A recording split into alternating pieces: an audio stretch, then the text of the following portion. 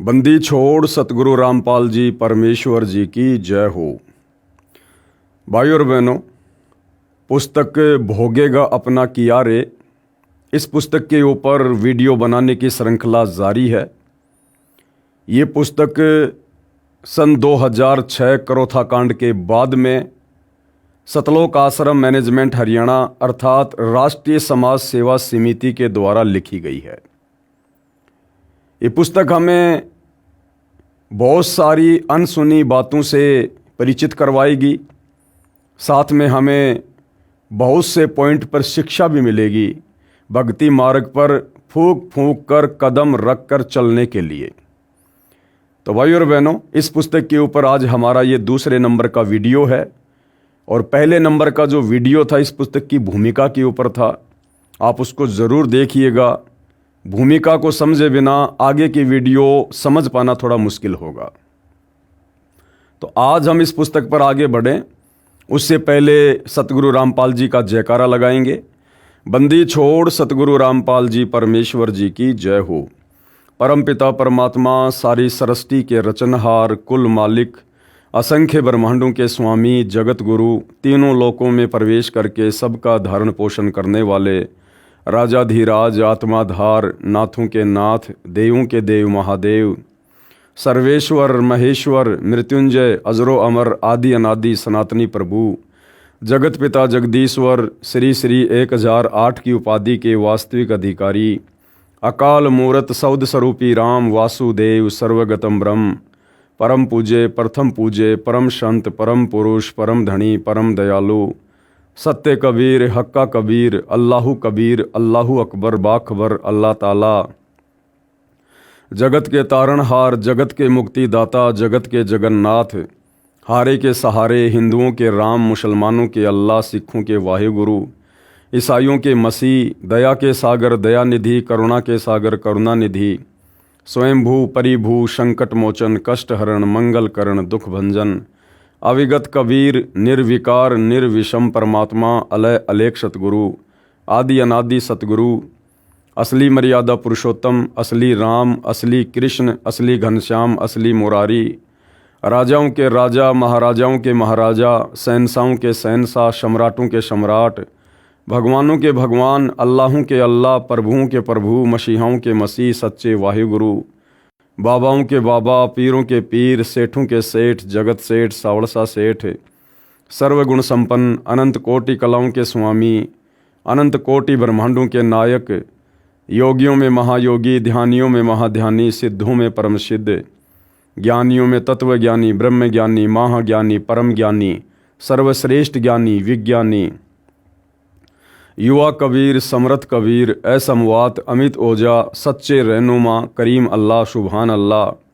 दुनिया के अंतिम पैगंबर, 8 सितंबर 1951 से गांव धनाना, जिला सोनीपत, हरियाणा, भारतवर्ष की पावन भूमि पे प्रकट रियल कल की भगवान श्री नारायण साकार हरि, श्री बाबा साहेब, नूर अनंत परमात्मा, सच्चे दरवेश, सच्चे बाखबर, संत श्रोमणी सतगुरु रामपाल जी परमेश्वर जी के चरण कमल में साध संगति से जुड़े हुए देश विदेश से आप और हम सभी सत्सेवक भाई बहनों का अनंत कोटि दंडवत प्रणाम।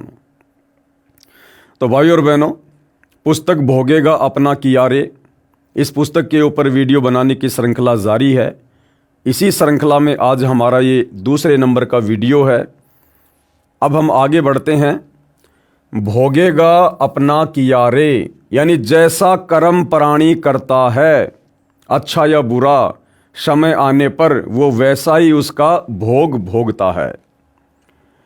कबीर मन नेकी कर ले 2 दिन का मेहमान, कि हे नादान प्राणी, इस काल के लोक में तेरे को जो ये मनुष्य जन्म मिला है, ये तेरे 2 दिन का जीवन है, 2 दिन का, एक शौपन की तरह।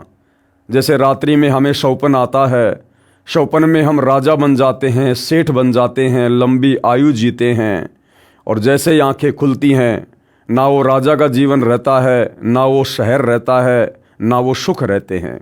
तो ये मनुष्य जन्म, ये भले 60 साल का है, 70 साल का है, 100 साल का है, लेकिन असल में ये 2 दिन की ही जिंदगी है। 2 दिन का मतलब बहुत थोड़े समय के लिए परमात्मा ने आपको ये मनुष्य जन्म दिया है। आखिर तुझको कौन कहेगा गुरु बिन आत्मज्ञान। इस संसार में आपको जो भी व्यक्ति ज्ञान देगा वो केवल यहाँ तक कि व्यवस्था को बनाए रखने का ज्ञान दे सकता है, रोजी रोटी तक का ज्ञान दे सकता है, पढ़ाई लिखाई का ज्ञान दे सकता है, अधिक माया कैसे कमाई जाए, बड़ी कार कैसे ली जाए, बड़ा मकान कैसे बनाया जाए, समाज में प्रभुता कैसे मिले, केवल आपको इसी प्रकार का ज्ञान दे सकता है।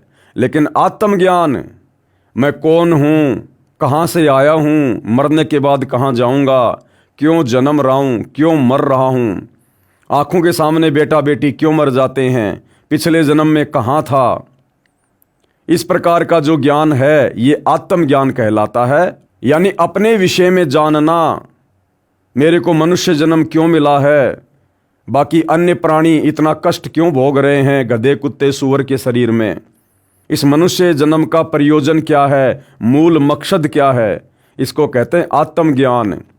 तो कहते हैं गुरु के बिना, सतगुरु के बिना आत्मज्ञान और परमात्म ज्ञान नादान, ये जानकारी तुझे सांसारिक व्यक्ति नहीं दे सकते। आखिर तुझको कौन कहेगा गुरु बिन आत्मज्ञान।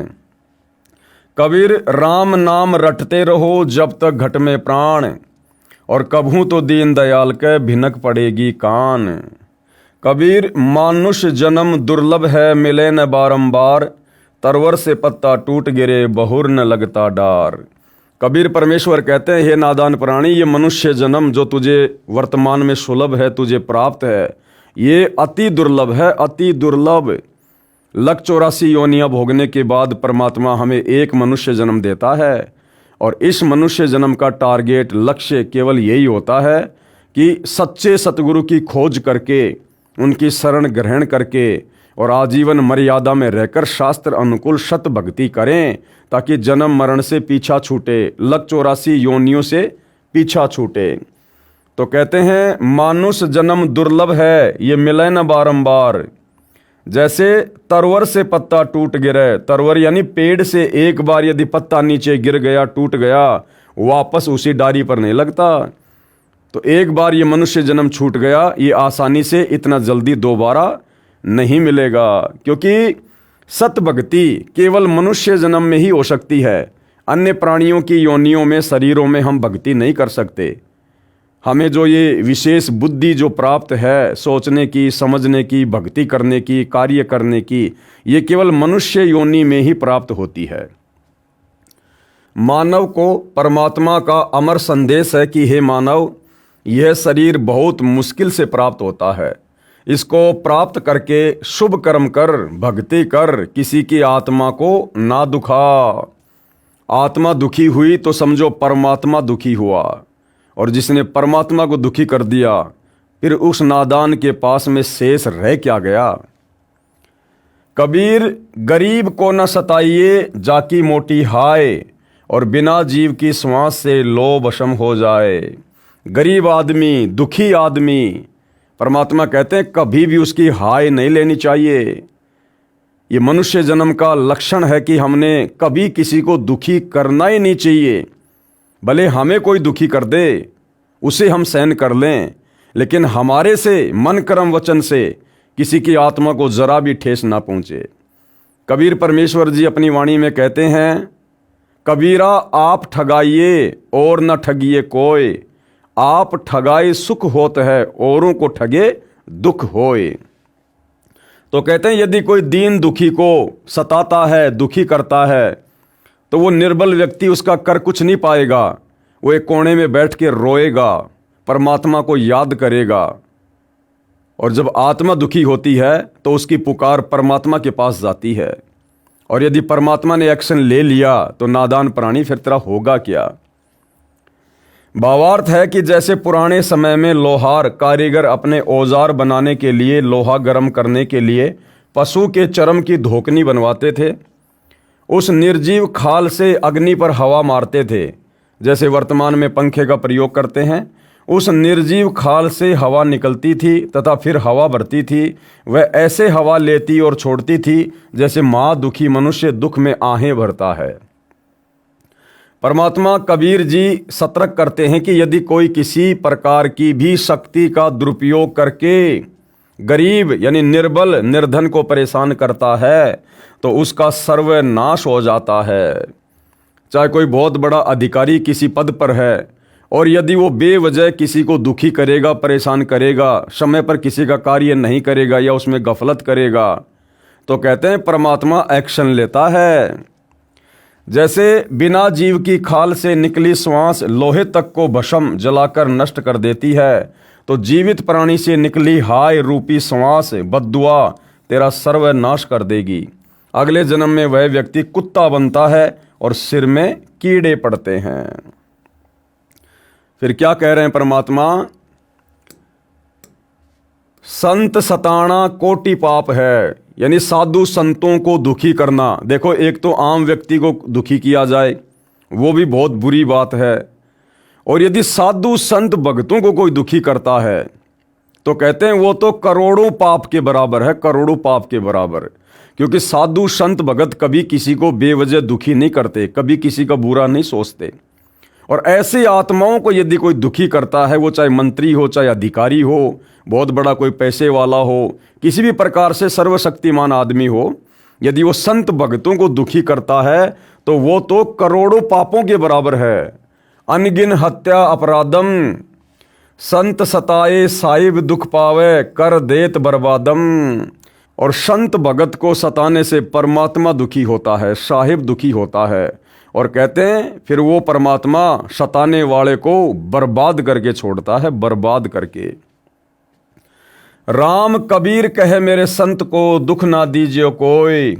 कबीर परमात्मा कहते हैं कि मेरे भगत को कभी कोई दुख मत देना। संत दुखाए मैं दुखी मेरा आपा भी दुखी होए। और हिरणाकुश उदर विदारिया मैं ही मार्या कंस। और जो मेरे संत को दुखी करे उसका खोदूं वंश। परमात्मा कहते हैं हिरणाकुश का पेट नरसिंह रूप धारण करके हमने फाड़ा था, और जो मेरे संत को दुखी करेगा उसका तो मैं वंश ही समाप्त कर दूंगा। जैसे रावण का वंश परमात्मा ने खत्म कर दिया, आज रावण के परिवार में कोई दीपक लगाने वाला भी नहीं है। कंस के वंश को ही परमात्मा ने खत्म कर दिया, आज कोई दीपक लगाने वाला भी नहीं है। दुर्योधन के वंश को ही परमात्मा ने खत्म कर दिया, आज कोई दीपक जलाने वाला भी नहीं है।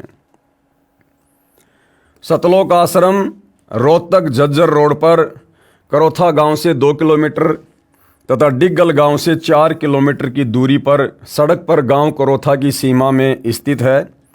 करोथा जिला रोहतक हरियाणा का गांव है।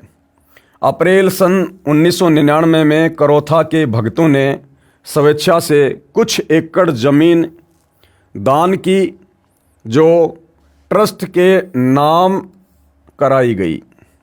संत रामपाल जी महाराज से वहाँ सत्संग करने की प्रार्थना की गई। महीने में एक बार प्रत्येक पूर्णमासी को सत्संग होने लगा। बहुत संख्या में भगत जन सत्संग सुनने के लिए आने लगे। सत्संग प्रवचनों से प्रभावित होकर भगत बुराइयां त्यागने लगे। शराब, तमाकू, अफीम आदि नशीली वस्तुओं को त्याग कर सभ्य और निर्विकार जीवन जीने लगे। संत रामपाल जी महाराज ने सर्वधर्मों के सद्ग्रंथों को पढ़ा तथा प्रत्येक धर्म तथा पंथ व समाज में की जा रही भक्ति को भी जाना। उसमें पाया कि जो भी धर्म, पंथ या समाज जिस भी ग्रंथ का नाम लेकर अपना धार्मिक प्रचार कर रहा है, वह स्वयं नहीं जानता कि आप जिस ग्रंथ को सत्य मानते हैं उसके विपरीत ज्ञान तथा भक्ति विधि बता रहे हैं। उदाहरण के लिए आर्य समाज एक धार्मिक समाज होने का दावा करता है।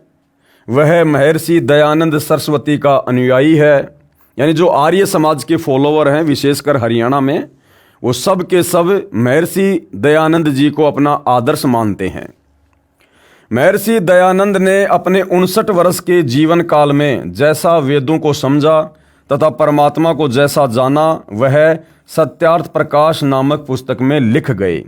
यानी उन्होंने अपनी भक्ति का जो अनुभव था वो सत्यार्थ प्रकाश नाम की पुस्तक में लिख दिया। इसके साथ साथ समाज सुधार के जो नियम महर्षि दयानंद जी ने बताए कि मेरे अनुयायी इन नियमों का पालन करें, वह भी सत्यार्थ प्रकाश के 4थे अध्याय में लिखा हुआ है। महर्षि दयानंद सरस्वती तथा उनके अनुयायी आर्य समाजियों का मानना है कि चारों वेद, कौन कौन से? ऋग्वेद, यजुर्वेद, सामवेद तथा अथर्ववेद सत्य ज्ञान युक्त पुस्तक हैं। यानी वेदों का ज्ञान बिल्कुल सत्य है, इसमें कोई मेन मेक नहीं है। इस बात को महर्षि दयानंद सरस्वती जी भी मानते हैं और उनके फॉलोअर भी मानते हैं। वे यहाँ तक कहते हैं कि हम वेद के अतिरिक्त किसी आध्यात्मिक पुस्तकों को सत्य नहीं मानते जिनका ज्ञान वेदों से नहीं मिलता। बिल्कुल सही बात है।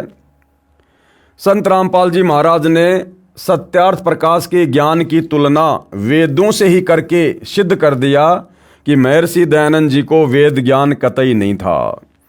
अब जब सतगुरु रामपाल जी ने महर्षि दयानंद जी के द्वारा लिखी पुस्तक सत्यार्थ प्रकाश को पढ़ा और पढ़ने के बाद में जब उन्होंने समाज को बताया वेदों से तुलना करके, क्योंकि आर्य समाजियों ने इस बात पर विशेष जोर दे रखा था कि महर्षि दयानंद जी ने वेदों को गहनता से पढ़ा है, समझा है और वेदों में जो कुछ लिखा है उसका संक्षिप्त रूप उनके द्वारा लिखी पुस्तक सत्यार्थ प्रकाश है। यानी वेद बहुत लंबे चौड़े हैं, आम आदमी नहीं पढ़ सकता। इसलिए महर्षि दयानंद जी ने जिस प्रकार से चारों वेदों का सार पवित्र गीता जी को बना दिया है, उसी प्रकार से महर्षि दयानंद जी ने चारों वेदों का सार निष्कर्ष अपनी पुस्तक सत्यार्थ प्रकाश में लिख दिया है। और सतगुरु रामपाल जी ने जब महर्षि दयानंद जी के द्वारा लिखी उस पुस्तक को पढ़ा और वेदों से तुलना की तो पाया कि महर्षि जी के द्वारा लिखी गई सत्यार्थ प्रकाश का ज्ञान तो वेदों के बिल्कुल विपरीत है। कहीं मैच ही नहीं हो रहा, कहीं मेल ही नहीं खा रहा है और दुनिया उस पुस्तक को वेदों के ज्ञान से परिपूर्ण मानकर पढ़ रही है और भक्ति कर रही है। तो जब सतगुरु रामपाल जी ने समाज में ये बातें बताना शुरू की और समाचार पत्रों में लेख लिखकर ये बताया कि महर्षि दयानंद जी को तो वेदों का भी ज्ञान नहीं था, समाज सुधार का ज्ञान तो बहुत दूर की बात है। सत्यार्थ प्रकाश के ज्ञान की तुलना वेदों से ही करके सिद्ध कर दिया कि महर्षि दयानंद जी को वेद ज्ञान कतई नहीं था, न ही उनको समाज सुधार का ज्ञान था, क्योंकि वे स्वयं तमाकू सूंघते थे। महर्षि दयानंद जी तमाकू सूंघा करते थे। अरे समाज सुधारक तो लोगों को नशे से दूर करते हैं और महर्षि दयानंद जी खुद तमाकू सूंघा करते थे, हुक्का पिया करते थे, भांग पिया करते थे, तमाकू खाते थे और हुक्का पीते थे। सन 1875 में आर्य समाज की स्थापना हुई। सन 1877 में स्वयं हुक्का पीते थे। पढ़ें इसी पुस्तक के पेज नंबर 148 पर, हम आगे पढ़ेंगे। अब आगे क्या बता रहे हैं सतगुरु रामपाल जी? महर्षि दयानंद का वेद विरुद्ध आध्यात्मिक ज्ञान, यानी सत्यार्थ प्रकाश में कहाँ कहाँ वेदों के विरुद्ध ज्ञान दयानंद सरस्वती जी ने लिख रखा है। सतगुरु रामपाल जी ने उस पुस्तक को गहनता से पढ़कर समाज के सामने प्रस्तुत किया।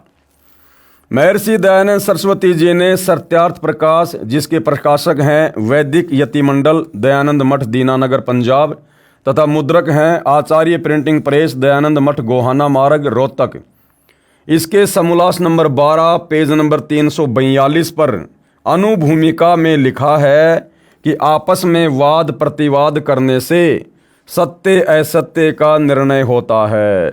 यानी किसी भी ज्ञान के ऊपर वाद प्रतिवाद करने से, एक प्रकार से डिबेट करने से उस ज्ञान के ऊपर, उस पुस्तक के ऊपर वो ज्ञान और अधिक निखर कर सामने आता है और ये वाद प्रतिवाद अवश्य करनी चाहिए। इसी आधार से संत रामपाल जी महाराज ने समाचार पत्रों के माध्यम से लेख लिखकर ज्ञान चर्चा की थी, जिसके प्रतिवाद में आर्य समाजियों ने भी लेख लिखे थे जो कोरी झूठ थी। विद्वान जनता उनसे दूर होने लगी। ज्ञान चर्चा का अंश निम्न पढ़िए। क्या क्या ज्ञान चर्चा है जो सतगुरु रामपाल जी ने वेदों से तुलना करके सत्यार्थ प्रकाश के उस झूठे ज्ञान को विशेषकर हरियाणा में समाचार पत्रों में छापकर लोगों को दिखाया। महर्षि दयानंद जी सत्यार्थ प्रकाश नामक पुस्तक के समोल्लास नंबर 7 पेज नंबर 154 पर लिखते हैं कि परमात्मा निराकार है। दयानंद जी ने क्या कहा कि परमात्मा परमेश्वर निराकार है, वो दिखाई नहीं देता है, वो साकार नहीं है। कहाँ लिखा है? सत्यार्थ प्रकाश के समोल्लास नंबर 7 और पेज नंबर 154। जबकि वेद क्या कह रहे हैं? वेद कह रहे हैं ऋग्वेद मंडल 9 सूक्त 86 मंत्र 26 और 27, ऋग्वेद मंडल 9 सूक्त 82 मंत्र 1 से 3, ऋग्वेद मंडल 9 सूक्त 96 मंत्र 18 से 20, ऋग्वेद मंडल 9 सूक्त 94 मंत्र 1 तथा सूक्त 95 मंत्र 2 तथा यजुर्वेद अध्याय 7 मंत्र 39 नरव्रत महान इंद्र लिखा है तथा ऋग्वेद मंडल 1 सूक्त 31 मंत्र 17 मनुष्यवत अग्नि लिखा है। अग्नि यानी परमात्मा, मनुष्यवत यानी मनुष्य के समान। इसमें परमात्मा साकार है, राजा के समान दर्शनीय है, देखने योग्य है। अर्थात परमात्मा नराकार, नराकार यानी नर आकार। एक होता है निराकार, जो महर्षि दयानंद जी ने परमात्मा के विषय में सत्यार्थ प्रकाश में लिखा है कि परमात्मा निराकार है। निराकार यानी जिसका कोई आकार नहीं है, जो देखा नहीं जा सकता।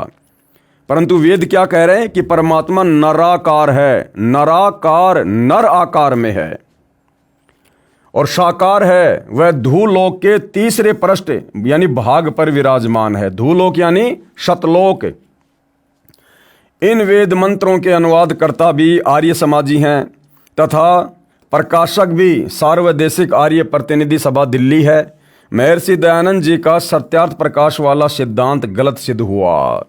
यानी परमात्मा की स्थिति को लेकर महर्षि दयानंद सरस्वती जी ने जो अपनी पुस्तक सत्यार्थ प्रकाश में लिखा है कि परमात्मा निराकार है, उसको देखा नहीं जा सकता। जबकि वेद कह रहे हैं कि परमात्मा मनुष्यवत है, मनुष्य के समान शरीर है उसका, मनुष्य के समान दिखाई देता है परमात्मा, साकार है, नराकार है, नर आकार में है परमात्मा। पुस्तक है जीवन चरित्र महर्षि दयानंद सरस्वती। ये जो पुस्तक है जीवन चरित्र महर्षि दयानंद सरस्वती, इसके पेज नंबर 294 पर महर्षि दयानंद ने कहा है कि जो संसार में दिखाई देता है ये सब उसी का रूप है। जो संसार में दिखाई दे रहा है ये सब परमात्मा का ही रूप है। जो पेड़ दिखाई दे रहा है वो भी परमात्मा का रूप है, जो पहाड़ दिखाई दे रहा है वो भी परमात्मा का रूप है, जो जानवर दिखाई दे रहा है वो भी परमात्मा का रूप है। महर्षि दयानंद जी कहते हैं कि परमात्मा किसी एक स्थान पर किसी लोक में नहीं रहता, जबकि वेद कह रहे हैं कि परमात्मा धूलोक के तीसरे भाग पर रहता है, सतलोक के तीसरे हिस्से पर परमात्मा सिंहासन पर विराजमान है। सत्यार्थ प्रकाश के समोल्लास नंबर 7 पेज नंबर 153, समोल्लास 14 पेज नंबर 480 481 पर, जबकि ऋग्वेद मंडल 9 सूक्त 86 मंत्र 27, ऋग्वेद मंडल 9 सूक्त 54 मंत्र 3 तथा ऋग्वेद मंडल 9 सूक्त 96 मंत्र 18 से 20 में स्पष्ट है कि परमात्मा धूलोक के तीसरे पृष्ठ अर्थात स्थान पर विराजमान है, एक देशीय है। ऋग्वेद मंडल 9 सूक्त 54 मंत्र 3 में स्पष्ट है कि परमात्मा भुवनोपरि तिष्ठति।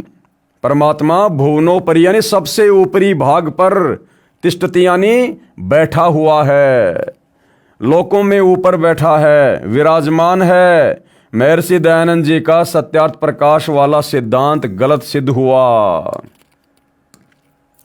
उसके बाद सत्यार्थ प्रकाश समोल्लास 7 पेज नंबर 155 तथा 163 पर महर्षि दयानंद जी ने कहा है कि परमात्मा भगत के पाप नाश नहीं करता।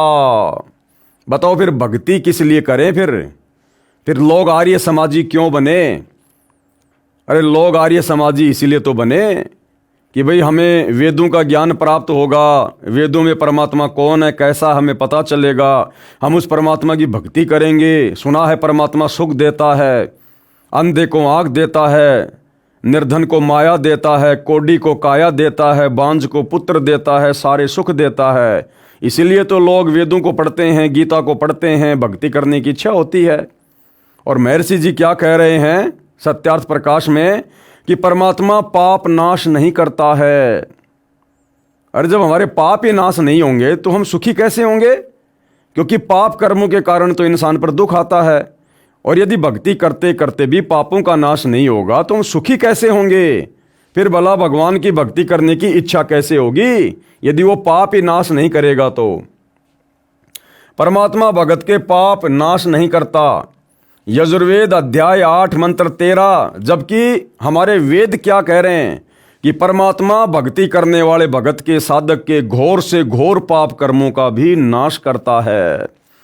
यजुर्वेद अध्याय 8 मंत्र 13, ऋग्वेद मंडल 9 सूक्त 97 मंत्र 16, ऋग्वेद मंडल 1 सूक्त 24 मंत्र 13 व 14 तथा यजुर्वेद अध्याय 5 मंत्र 32 में, ऋग्वेद मंडल 9 सूक्त 82 मंत्र 1 में पाप नाश व साकार परमात्मा का प्रमाण है कि परमात्मा अपने भगत के पापों का भी नाश करता है और परमात्मा साकार है। शेष पेज नंबर 39 पर हम आगे पढ़ेंगे। अब भाइयों और बहनों, जब ये सारी की सारी सच्चाई धीरे धीरे विशेषकर हरियाणा में जनता के बीच में जाने लगी समाचार पत्रों के माध्यम से, तो आर्य समाज के वो मुख्य वो पदाधिकारी गुरुजन जो इस सत्यार्थ प्रकाश पुस्तक को बेचकर अपनी रोजी रोटी चला रहे थे, उन भाई बहनों के पेट में दर्द होना शुरू हो गया। उपरोक्त सच्चाई को आंखों प्रोजेक्टर पर देखकर श्रोताओं ने घर जाकर सर्व पुस्तकों का फिर से मिलान करके जांचा। पाया कि महर्षि दयानंद पूर्ण रूप से अज्ञानी था। श्रोताओं में आर्य समाज से संबंधित व्यक्ति भी थे। उन्होंने तथा अन्य ने मिलकर आर्य समाज के आचार्यों से सवाल किए। अब संत रामपाल जी ने समाचार पत्रों के माध्यम से जब वेदों से सत्यार्थ प्रकाश के अज्ञान की तुलना करके समाज में प्रस्तुत कर दिया, तो बहुत सारे लोग आर्य समाज से भी जुड़े हुए थे। उन्होंने भी देखा, पढ़ा, मिलान किया कि क्या वास्तव में सत्यार्थ प्रकाश में फला फला जगह पर समोल्लास में लिखा हुआ है। उनको जो का त्यों पाया। तो आर्य समाज के अनुयायियों ने अपने आचार्यों से सवाल जवाब करने शुरू किए कि भाई आर्य समाज की धारणा है कि परमात्मा निराकार है, जबकि वेद कह रहे परमात्मा साकार है, नराकार है, नराकार में है, मनुष्यवत है परमात्मा। सत्यार्थ प्रकाश कहती है कि परमात्मा पापनाश नहीं करता, जबकि वेद कह रहे हैं कि तुम एक बार परमात्मा की सत भक्ति पे तो लगो, परमात्मा तो घोर से घोर पापों का नाश कर देता है। तो जब इस प्रकार के सवाल आर्य समाज से जुड़े लोग अपने आचार्यों से करने लगे तो उन आचार्यों को दिक्कत होना शुरू हो गई। श्रोताओं ने आर्य समाज से संबंधित व्यक्ति भी थे। उन्होंने तथा अन्य ने मिलकर आर्य समाज के आचार्यों से सवाल किए कि आप आज तक इस अज्ञान को समाज में फैला रहे हो, सत्यार्थ प्रकाश वाले अज्ञान को, आपका उद्देश्य क्या है? एक दो आचार्यों को सर्व प्रमाण दिखाए। उन्होंने कहा कि यह सत्यार्थ प्रकाश नकली है। अब और तो कहीं उनकी दाल गली नहीं। उन आर्य समाजियों ने क्या कहा, उन आचार्यों ने, कि भाई जो सत्यार्थ प्रकाश संत रामपाल जी दिखा रहे हैं वो नकली है, नकली। श्रोताओं ने कहा कि क्यों पढ़े लिखों को मूर्ख बनाते हो, अब नहीं चलेगा। देखो आपके झज्जर गुरुकुल से खरीदा गया है, ये रसीद है, आचार्य प्रिंटिंग प्रेस, दयानंद मठ, गोहाना मार्ग, रोहतक से छपा है। तो आर्य समाज के अनुयायियों ने कहा कि भैया हमने तो आप ही के झज्जर गुरुकुल से खरीदी है, अब आप लोग ही नकली छाप रहे हो तो हम क्या करें। और संत रामपाल जी ने जिस सत्यार्थ प्रकाश को दिखाया है वही सत्यार्थ प्रकाश ज्यों का त्यों हम आपके गुरुकुल से लेकर आए थे। और जैसा संत रामपाल जी बता रहे हैं, किस समोल्लास पर है, किस पेज पर क्या लिखा हुआ है, ज्यों का त्यों लिखा हुआ है। तो लोगों ने कहा कि भैया ऐसे तुम्हारी दाल नहीं गलने वाली है। आर्य समाज के आचार्यों का कर्तव्य तो यह बनता था कि सत्य को आंखों देखकर आप भी सावधान होते तथा अपने अनुयायियों को भी बताते कि यह सत्यार्थ प्रकाश पूर्ण रूप से सत्य से परे है।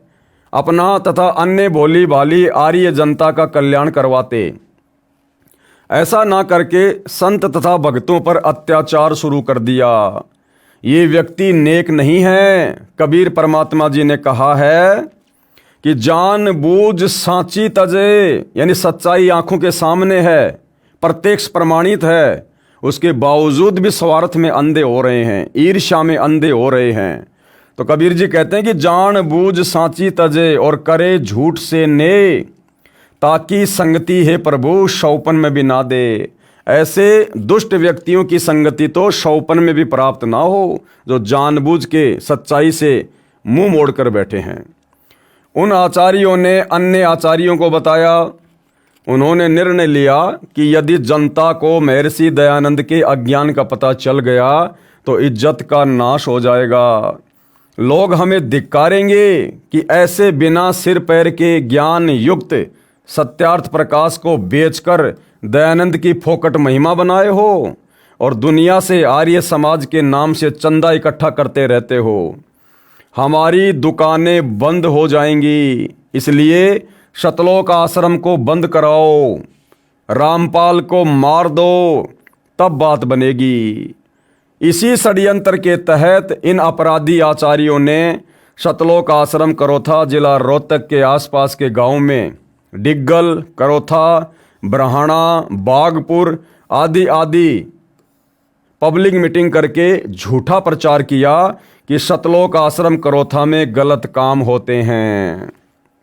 और तो दाल उनकी गली नहीं, ज्ञान से तो सामना वो कर नहीं पाए, और उल्टा आसपास के गांव वालों को जो कि आर्य समाजी थे उनको संत रामपाल जी के खिलाफ और शतलोक आश्रम करोथा के खिलाफ भरमाना शुरू कर दिया, भ्रांतियां पैदा करनी शुरू कर दी कि शतलोक आश्रम करोथा में ऐसे ऐसे गंदे काम होते हैं, वहाँ पर ऐसे ऐसे रात बिरात औरतें जाती हैं। यानी ज्ञान का जवाब ज्ञान से ना देकर घटिया पने पर उतारू हो गए और उनको यहाँ से उठवाना है, यानी आश्रम को बंद करवाना है। ये कार्य सन 2004 से प्रारंभ किया। 2 जनवरी 2005 को आश्रम पर आक्रमण करने का षड्यंत्र रचा। गांव करोथा में एक सम्मेलन का बहाना करके वहां लोगों को इकट्ठा करके आश्रम पर आक्रमण करना था।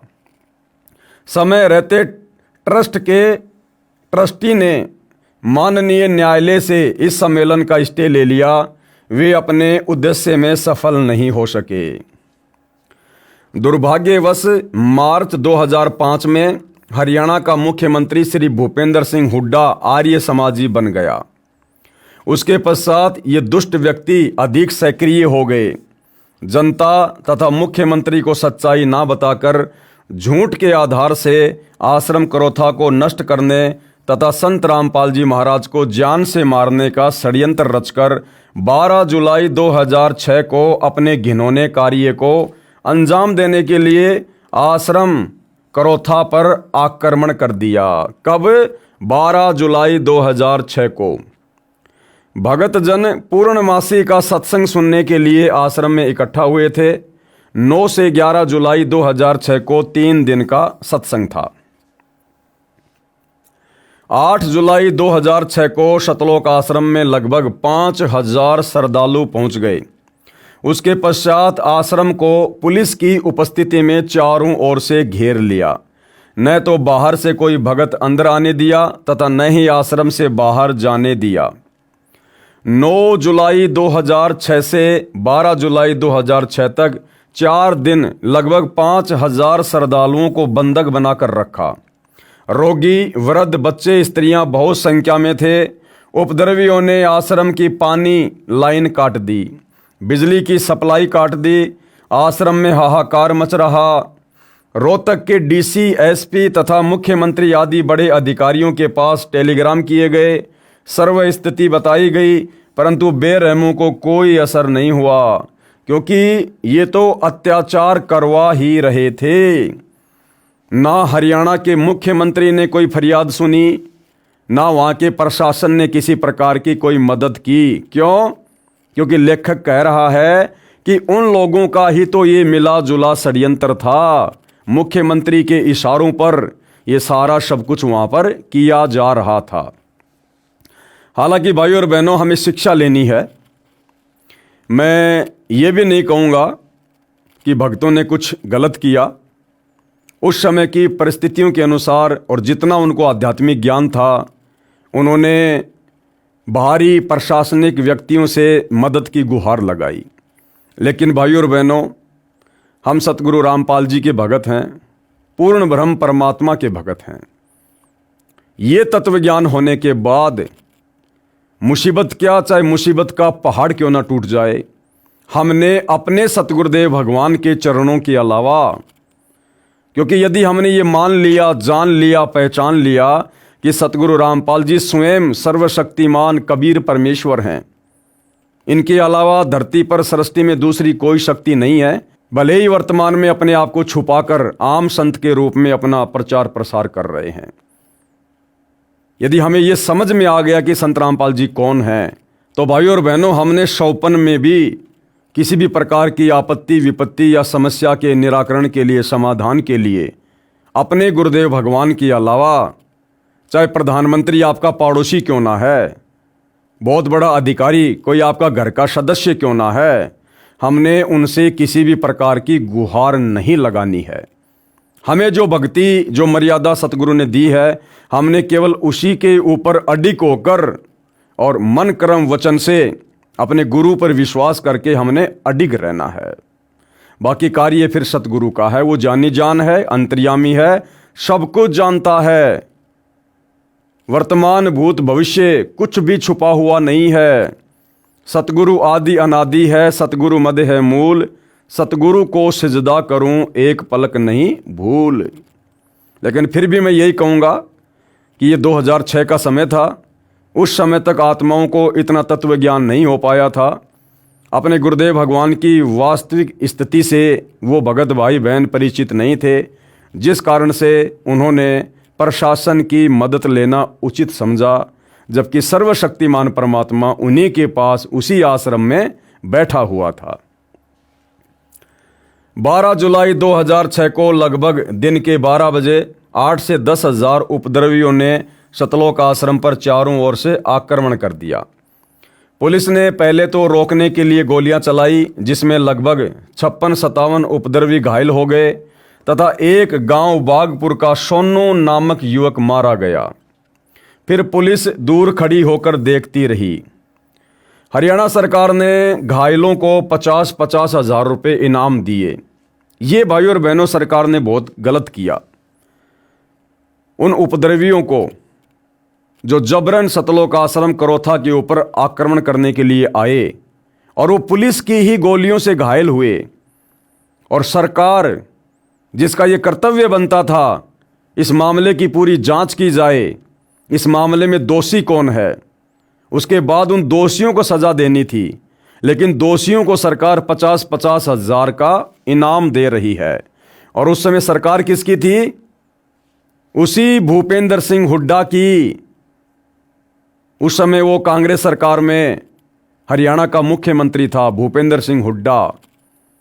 और उसी भूपेंद्र सिंह हुड्डा को भाइयों और बहनों वर्तमान 2019 में सतलोक आश्रम मैनेजमेंट के द्वारा उसको समर्थन दिया गया। उसको हरियाणा का फिर से मुख्यमंत्री बनाने के लिए सतलोक आश्रम वालों ने अपना पूरा समर्थन दिया और हरियाणा के भगत समाज से संत रामपाल जी का ही नाम लेकर और भूपेंद्र सिंह हुड्डा को एक बार फिर से हरियाणा का मुख्यमंत्री बनाने के लिए उसको वोट डलवाए गए, उसी भूपेंद्र सिंह हुड्डा को। हरियाणा सरकार ने घायलों को 50-50 हज़ार रुपये इनाम दिए। मृतक के पिता को 5 लाख रुपए तथा घर के एक सदस्य को नौकरी दी। और गांव बागपुर का सोनू नाम का लड़का जो पुलिस की गोली से मरा था, उसके पिता को 5 लाख रुपए और घर के एक व्यक्ति को सरकारी नौकरी भी दी गई। सतलोक आश्रम करोथा को नाजायज तरीके से धारा 145 लगाकर सरकार ने कब्जे में कर लिया तथा झूठा मुकदमा संत रामपाल जी महाराज तथा भक्तों पर बना दिया। परमात्मा का विधान है कि पावेगा अपना कियारे, भोगेगा अपना कियारे। परमात्मा के घर देर है, अंधेर नहीं है। आर्य समाजियों की साजिश के शिकार होकर इस पाप में सबसे ज्यादा भूमिका गांव डिगल, करोथा, बरहाना तथा बागपुर की थी, जिसके परिणाम स्वरूप इन गांवों को कितना कहर सहना पड़ रहा है। अब भी इनकी आंखें नहीं खुल रही हैं। एक व्यक्ति मांगेराम पुत्र पृथ्वी गांव डिग्गल में अन्य गांव से आकर बसा है। उसका गोत्र भी अहलावत नहीं है। ये चापलूस तथा अपराधी किस्म का व्यक्ति है। डिग्गल गांव के लोगों को बहकाकर अपराध करवाता है। वे इसके अपराधी जाल को समझ नहीं पा रहे हैं। इसके अपराधों के कारण 3 मुकदमे आश्रम के भक्तों ने कर रखे हैं, जिनमें से 2 में ये भगोड़ा हो चुका है। एक दिन समय आएगा इसका तथा इसके पुत्रों को, जो इसके साथ अपराध में शामिल थे, वे भी भगोड़े हो चुके हैं। पुलिस पकड़ेगी तथा 6 महीने जमानत भी नहीं होगी और सजा भी होगी। मांगेराम का एक लड़का अपहरण करके फिरौती रूप में रुपए मांगने के मुकदमे में सजा प्राप्त है। दिल्ली की तिहाड़ जेल में पड़ा है। यही अपराध मांगेराम तथा मांगेराम के इसी पुत्र तथा अन्य पुत्रों व अन्य कई अपराधियों को साथ लेकर आश्रम के भगत के साथ किया था, जिसमें यह भगोड़ा है। इस व्यक्ति ने आर्य समाज से रुपए लेकर स्वयं खा लिए। गांव के भोले युवकों को बहकाकर शराब पिलाकर आश्रम के भक्तों के साथ जुल्म करवाए। उनका कहर अब गांव डिग्गल भोग रहा है। इसका अधिक सहयोग जयसिंह, जो 27 गांव का प्रधान है, वो दे रहा है। इसका भी नाश करा दिया। पढ़िए नीचे लिखे प्रमाण। अब देखो भाइयों और बहनों, संत सजाने की सजा कितनी भयंकर होती है। जिन विशेष गांवों ने, जिनमें आर्य समाजियों की तादाद ज़्यादा थी, उन गांव वालों के ऊपर 2006 करोथा कांड के बाद किस प्रकार से आपत्तियों का कहर टूटा, संत सताने की उनको सजा मिली, यहां पर लिखा जा रहा है। डिग्गल गांव में मौत का कहर। हम बड़े दुख के साथ लिख रहे हैं कि कुछ दुष्ट लोगों के बहकावे में आकर सन 2006 में करोथा कांड करके संत तथा भक्तों को सताकर कैसा कष्ट उठा रहे हैं। करोथा आश्रम के आसपास के गांव हम किसी का अपमान करने का उद्देश्य नहीं रखते, अपितु सतर्क करना चाहते हैं कि अब तो आंखें खोल लो और कितना नाश करना चाहते हो। संत तथा भगत कभी बद्दुआ नहीं देते, वे परमात्मा के सामने रोते हैं। परमात्मा ही उन अपराधियों को दंड देता है। लेखक क्या कह रहा है कि संत भगत हमेशा परमात्मा के आगे रोते हैं, फिर परमात्मा ही उनको दंड देता है। भाई, जब करोथा कांड हो रहा था तो फिर प्रशासन से मदद क्यों मांगी गई? परमात्मा तो वहीं आश्रम में बैठे हुए थे संत रामपाल जी के रूप में। फिर आश्रम के भक्तों ने प्रशासन से मदद क्यों मांगी? क्या परमात्मा सक्षम नहीं था, या आप लोग उस समय सतगुरु रामपाल जी को परमात्मा के रूप में नहीं मान रहे थे? दोनों में से एक कारण है। गांव डिग्गल का एक अभय नाम का आदमी का लड़का भुंडू आश्रम में घुसा और भक्तों के साथ झगड़ा किया। उस लड़के की छाती में कैंसर हो गई, मौत को प्राप्त हुआ। अब देखते जाना भाइयों और बहनों, किस प्रकार से लाशों की लाइन लगती है। जिन लोगों ने 2006 करोथा कांड में विशेष भूमिका निभाई, संत को दुखी किया, भक्तों को दुखी किया, परमात्मा का विधान उनके ऊपर लागू हुआ। अभय ने गुरुजी तथा भक्तों पर झूठा मुकदमा किया था। अभय ने भक्तों पर और सतगुरु रामपाल जी पर झूठा मुकदमा किया था, जिसकी सजा फिर आगे चलकर उसने पाई, जो न्यायालय में निराधार साबित हुआ। कुछ दिन के बाद उसकी जीभ में कैंसर हो गई। 3 महीने तक भूखा मरता रहा और अंत में तड़फ तड़फ कर मर गया। फिर उसी आदमी अभय का बड़ा बेटा रोहतास, जिसके पूरे शरीर पर फोड़े निकल आए और कोढ़ की तरह चोने लगा और 1 महीने तक कपड़े नहीं डाले, सिर्फ चादर ढके रहता और अंत में तड़फ तड़फ कर मर गया। उसी अभय का तीसरा बेटा गोली खाकर मर गया। इस प्रकार उसके 3 बेटे तथा स्वयं तड़फ तड़फ कर मरे। नंबर 2, अन्य गांव से आया हुआ वर्तमान में डिग्गल गांव में रह रहा एक आदमी मांगेराम पुत्र पृथ्वी ने आश्रम वालों के साथ बेवजह झगड़ा किया और आश्रम वालों के खिलाफ आर्य समाजियों के साथ मिलकर कई साजिशें रची। वह कहता था कि गुरुजी को जेल भेजकर रहेगा। कुछ दिन के बाद उसका बेटा ही एक धनी के बच्चे के अपहरण केस में जेल चला गया और उसे उम्र कैद की सजा हो गई। नंबर 3, डिग्गल गांव का जयसिंह नामक एक आदमी जो 27 गांवों का प्रधान है, उसने आश्रम से पानी की मोटरें उठवाई, पानी के पाइपों को तुड़वाया और आश्रम की बिजली के तार कटवाए। कुछ दिन के बाद उसके छोटे बेटे ने किसी औरत के साथ दुर्व्यवहार किया और जहर निगल कर मर गया। जयसिंह का दूसरा बेटा हार्ट अटैक के कारण मर गया। आगे नंबर 4, डिग्गल गांव का रणबीर नामक एक आदमी आश्रम पर आक्रमण करने गया, पुलिस की गोलियों से घायल हुआ, सरकार से इनाम में 50,000 रुपये लाया। उसी दिन से उसका बेटा पागल हो गया। आगे नंबर 5, डिग्गल गांव का महिपाल नामक एक आदमी आश्रम पर आक्रमण करने गया, पुलिस की गोलियों से घायल हो गया, सरकार से इनाम में 50,000 रुपये लाया। उसके कुछ समय बाद उसे एड्स की बीमारी हो गई और मर गया। ये डिग्गल गांव की हिस्ट्री सुनाई जा रही है भाइयों और बहनों, जिस गांव ने सबसे ज़्यादा भूमिका 2006 के करोथा कांड में निभाई। डिग्गल गांव का एक आदमी जग्गा आश्रम पर आक्रमण करने गया, पुलिस की गोलियों से घायल हो गया, सरकार से इनाम में 50,000 रुपये लाया। कुछ समय बाद वह बहुत ज़्यादा शराब पीने लगा, पत्नी व बच्चों को परेशान करने लगा, उसके घर में झगड़ा रहने लगा और उसकी पत्नी ने उसकी पिटाई कर दी, जिससे वह मर गया। नंबर 7, डिग्गल गांव का एक लीलू नामक आदमी का बेटा आश्रम पर आक्रमण करने गया, पुलिस की गोलियों से घायल हो गया, सरकार से इनाम में 50,000 रुपये लाया। कुछ दिन के बाद गन्ने की ट्राली के नीचे दबकर मर गया। नंबर 8, डिग्गल गांव का अनिल नामक एक आदमी जो आश्रम के पास वाले बाग में रहता था, उसका खुद का लड़का नहीं था, इसलिए उसके पास उसकी बेटी का लड़का रहता था। अनिल गुरुदेव जी को गालियां देता था। कुछ दिन के बाद उसका दोता एक्सीडेंट में मर गया। आगे नंबर 9, डिग्गल गांव की एक भगतमती दर्शना ने सन 2006 के बाद गुरुदेव जी का नाम छोड़ दिया और गुरुदेव जी को गालियां देने लगी। कुछ दिनों के बाद उसके बेटे की पत्नी, उसका पति, दोनों बेटे मर गए। उसने अपनी बेटी की 4 बार शादी की, जिसमें से 3 बार उसकी लड़की छोड़ दी गई और चौथी बार उसका पति मर गया। फिर दर्शना ने अपनी दूसरी बेटी की शादी की, वह लड़की अपने ससुराल से भाग गई। कुछ दिनों में दर्शना भी गांव छोड़कर भाग गई। नंबर 10, डिग्गल गांव का भूप नामक एक आदमी की पत्नी ने गुरुदेव जी का नाम ले रखा था।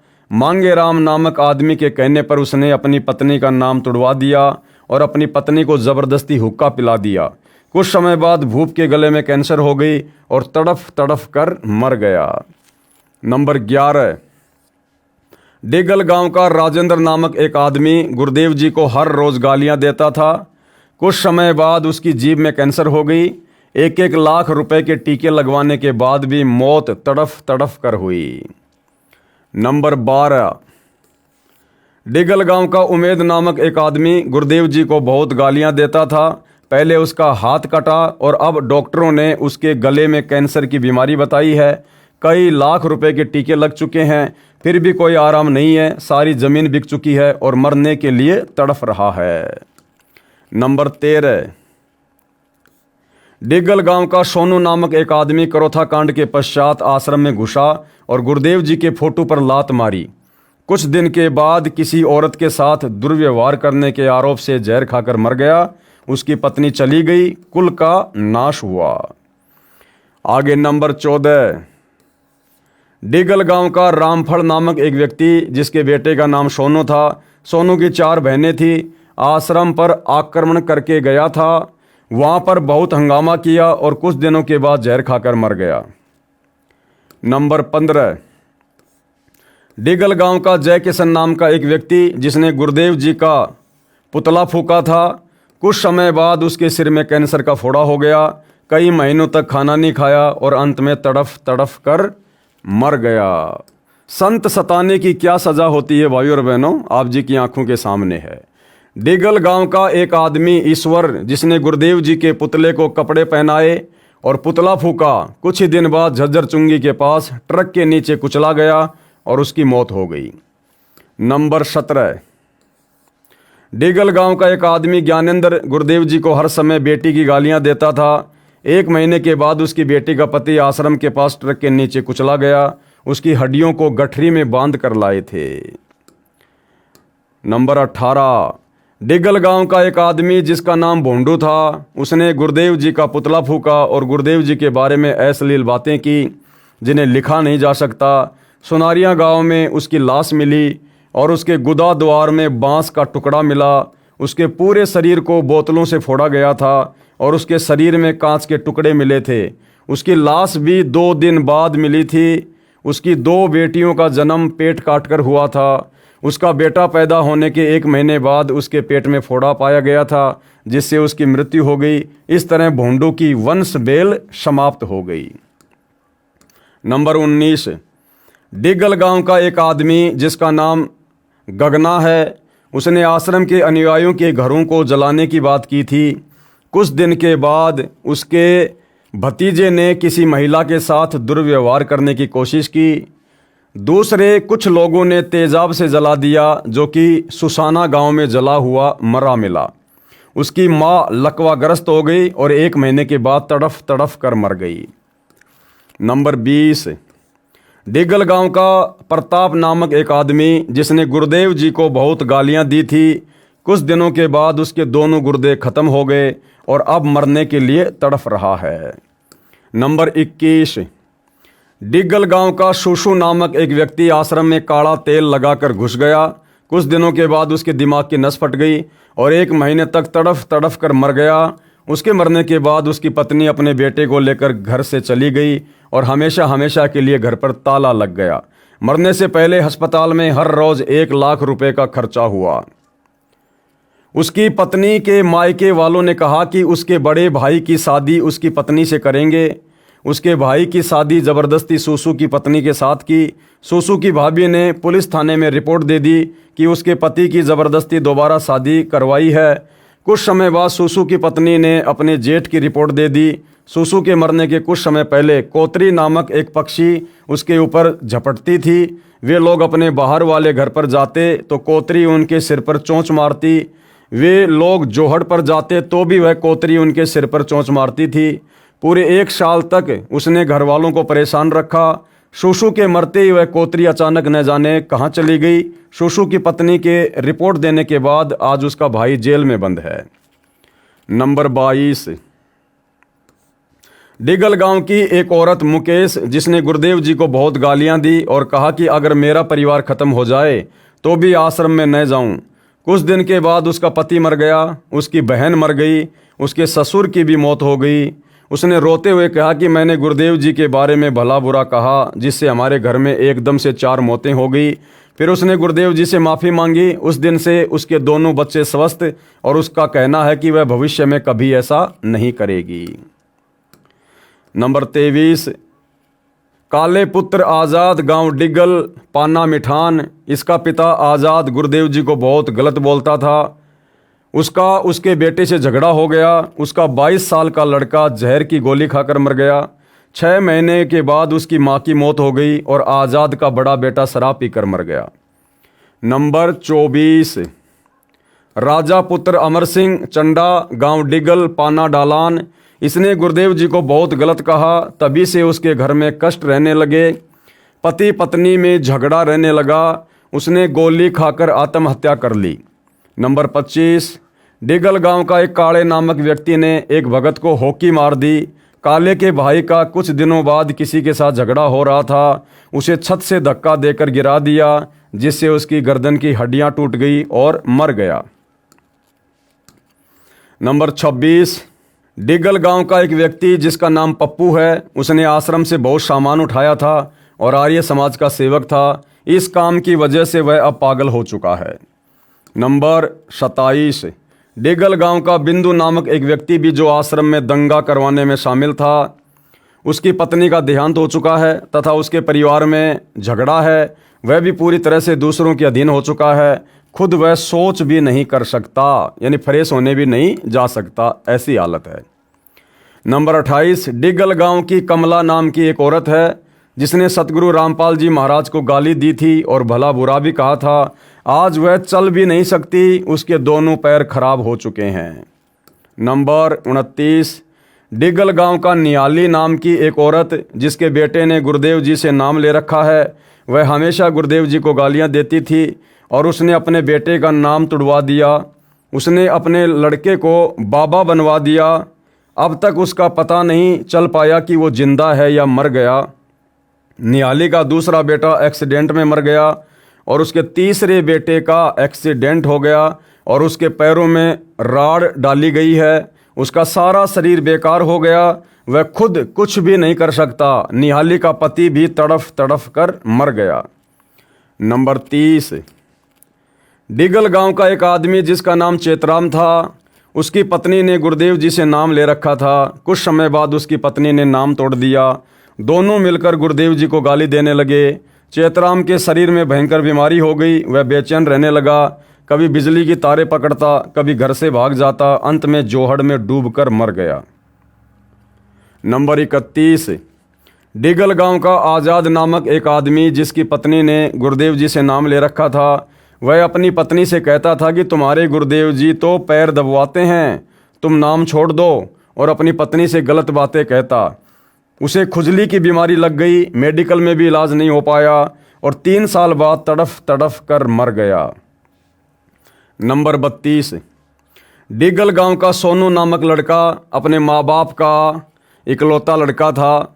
उसके माता पिता भी गुरुदेव जी को गालियां देते थे। सोनू शराब के ठेके पर रहता था। जब आश्रम पर आक्रमण हुआ तो वह अपने दोस्तों के साथ बंदूक लेकर आया था। वह स्वयं भी गुरुदेव जी को गालियां देता था। कुछ समय बाद उसी के दोस्तों ने, जो उसके साथ आक्रमण करने आए थे, उन्होंने आपसी झगड़े में सोनू की गोली मारकर हत्या कर दी। नंबर 33, डिगल गांव का करणे नामक एक आदमी जिसकी पत्नी ने गुरुदेव जी से नाम ले रखा था। इस कारण से वह अपनी पत्नी व बेटियों को गंदी गालियां देता था।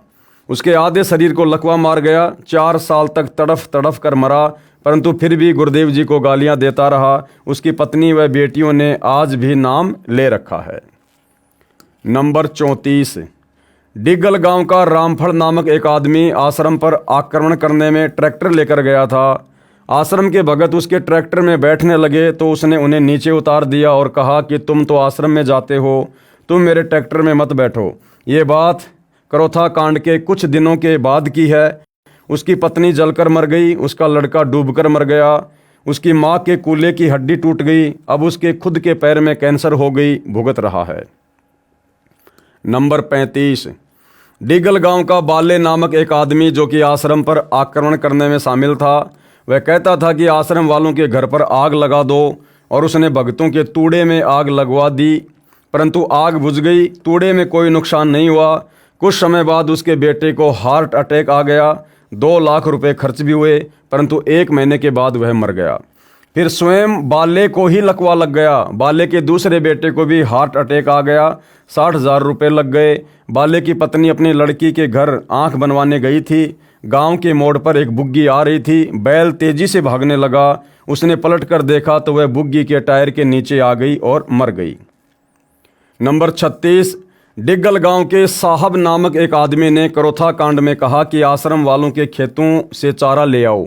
वह भक्तों के खेतों से चारा लाता और उनके पेड़ों की डालियों को तोड़ देता। कुछ ही समय बाद वह फांसी लगाकर मर गया। नंबर 37, एक व्यक्ति राजवीर उर्फ राजू पुत्र चंद्रभान गांव डिगल का स्थायी निवासी था, जिसने सतगुरुदेव जी के साथ साथ भक्तों को भी गालियां दी। थोड़े दिन के बाद उसकी बुरी दशा हुई। आखिर में स्वयं को आग लगा ली। नंबर 38, एक गोगन पुत्र सुबे गांव डिगल ने आश्रम से कपड़े, घी, बर्तन आदि की चोरी की थी।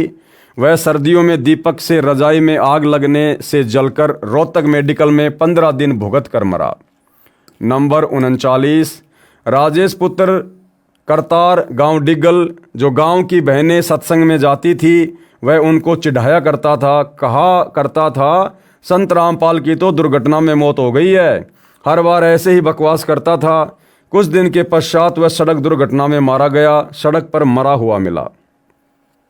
इसी गांव में अनेकों व्यक्ति और हैं जिनको अपने किए का दंड मिला है। पुस्तक विस्तार को मद्देनजर रखते हुए नहीं लिख रहे हैं, समझदार को संकेत ही पर्याप्त होता है। परमात्मा ने संत तथा भक्तों को सताने वालों का सूंड सा काट दिया। सूंड सा काटना, खेतों को संवारने के लिए किसान एक के बाद एक झाड़ बोझड़े को अंधाधुंध काट कर फेंकता है और खेत को कांटे रहित करता है। सूंड काटना हरियाणा की भाषा में कहा जाता है। तो भाइयों और बहनों, आपने ये कुछ उदाहरण देख लिए गांव डिग्गल के, क्योंकि जिन गांवों ने सबसे ज़्यादा भूमिका निभाई थी करोथा कांड के समय, संत रामपाल जी वह भक्तों को दुखी करने में, परेशान करने में, अंत में किस प्रकार से दुर्गति से उनकी मौत हुई है। अब भाइयों और बहनों देखो, विचार करने की बात है। परमात्मा कभी भी पक्षपात नहीं करता है, चाहे अपना हो चाहे पराया हो। जो परमात्मा सतगुरु रामपाल जी हम भक्तों को शिक्षा देते हैं कि भाई पक्षा पक्षी के कारणे सब जग रहा भुलान और निष्पक्ष होकर हरि भजय वो है संत सुजान। तो परमात्मा अपनी आत्माओं में चाहे भगत हो चाहे जगत हो, किसी में कोई भेदभाव नहीं करता है। सतगुरु का एक लक्षण है कि वे समदृष्टि होते हैं। जो जैसा करता है समय आने पर अपना भोगता है, और पुस्तक भी यही है, भोगेगा अपना कियारे। तो सतलोक आश्रम वाले कह रहे हैं कि जिन डिग्गल गांव वालों ने सतगुरु रामपाल जी के भक्तों को दुखी किया, परेशान किया, उनको गालियां दी और उन भक्तों को डंडू से मारा, अंत में उन लोगों की किस प्रकार दुर्गति से मौत हुई है, परिवार के परिवार उजड़ गए। भाइयों और बहनों, वो डिग्गल गांव वाले थे या झज्जर गांव वाले थे या बागपुर गांव वाले थे, उन्होंने जो गलतियां की वो गलतियां तो हैं। संत को चाहे अनजाने में दुखी करो चाहे जानबूझ के दुखी करो, वो कर्म तो बन गया, लिखा गया, जो आगे चलकर भोगना भी होता है। उनका बुरा समय जल्दी आ गया और उन्होंने अपनी सजा पाई। लेकिन भाइयों और बहनों, खुद सतलोक आश्रमों से जुड़े भक्तों ने, सतगुरु रामपाल जी के परिवार ने, उनके भाई बंधु रिश्तेदारों ने क्या बरवाला कांड 2014 में कुछ वैसी ही भूमिका नहीं निभाई है जिस प्रकार की भूमिका करोथा कांड के समय इन डिग्गल गांव वालों ने निभाई। अरे उन गांव वालों को तो ज्ञान नहीं था, वो तो अध्यात्म से अपरिचित थे, वो तो गलतियां कर सकते थे। लेकिन सतगुरु रामपाल जी का परिवार तो पिछले 25-30 वर्षों से उनकी भक्ति कर रहा था, आध्यात्मिक ज्ञान से परिचित था। फिर इन लोगों ने भक्तों को संत रामपाल जी के नाम की आड़ में कमांडो बनाकर, उनके हाथों में पत्थर देकर, पेट्रोल बम देकर, लठ देकर, बंदूकें देकर पुलिस प्रशासन के सामने मरने मारने के लिए क्यों खड़ा कर दिया। क्या ये गलती नहीं है? क्या ये लोग दोषी नहीं हैं? सतगुरु रामपाल जी जब पृथ्वी पर आते हैं, ये एक अच्छे और सच्चे नागरिक की भी भूमिका करते हैं। अगर संत ही देश का कानून तोड़ेगा, न्यायालय की अवहेलना करेगा, तो भला संत के शिष्य फिर उनकी आज्ञा कैसे मानेंगे? इसलिए तत्वदर्शी संत जब कभी पृथ्वी पर आता है, वो एक अच्छे और सभ्य नागरिक की भूमिका करता है। लेकिन सतगुरु रामपाल जी के अनेकों झूठे मेडिकल सतलोक आश्रम मैनेजमेंट हरियाणा ने चंडीगढ़ हाई कोर्ट में पेश किए और सरेआम कहा गया कि संत रामपाल जी बहुत भयंकर बीमार हैं, उनको देखने की भी समस्या है, वो बिस्तर से उठ भी नहीं सकते, उनको हार्ट अटैक की प्रॉब्लम है। ये बरवाला कांड में आपने इंटरव्यू तो सुने होंगे सतलोक आश्रम के मुख्य भक्तों के मुख से, और किस प्रकार से भोले भाले भक्तों को सतगुरु रामपाल जी के झूठे आदेश की आड़ में बरगलाकर, उनको काले कपड़े पहनाकर, कमांडो बनाकर, हाथों में हथियार देकर, और किस प्रकार से पुलिस प्रशासन से लड़वा दिया। और इसी लड़ाई में हमारे 6 भगत भाई बहनों की मृत्यु हुई। इसका जिम्मेदार कौन है? इसका जिम्मेदार कौन? अगर करोथा कांड के जिम्मेदार डिग्गल गांव वाले हैं, तो बरवाला कांड के जिम्मेदार कौन? बरवाला कांड के बाद में किस गांव में मौतों का कहर टूटा? क्यों नहीं लिखा सतलोक आश्रम वालों ने? अगर बरवाला कांड में किसी आर्य समाजी गांव का हाथ था, किसी प्रशासनिक व्यक्ति का हाथ था, किसी धर्म गुरु का हाथ था, तो आज तक सतलोक आश्रम वालों ने एक भी व्यक्ति का नाम उजागर क्यों नहीं किया? एक भी व्यक्ति के खिलाफ बरवाला कांड को लेकर आज तक मुकदमा क्यों नहीं किया? तो भाइयों और बहनों, बरवाला कांड का दोषी कौन? स्वयं सतलोक आश्रम मैनेजमेंट हरियाणा। और दूसरी बात, बरवाला कांड के बाद जिस प्रकार से सतलोक आश्रम वालों ने काल प्रेरणा के चलते सतगुरु रामपाल जी की गैर हाजिरी में मनमानी करते हुए जो भक्ति विरुद्ध कार्य किए हैं, वर्तमान में कर रहे हैं और संगत की मर्यादा तुड़वा रहे हैं, जिस कारण से संत रामपाल जी की संगत आज अकाल मौत मर रही है, इसका जिम्मेदार कौन? क्या ये गलतियां नहीं है?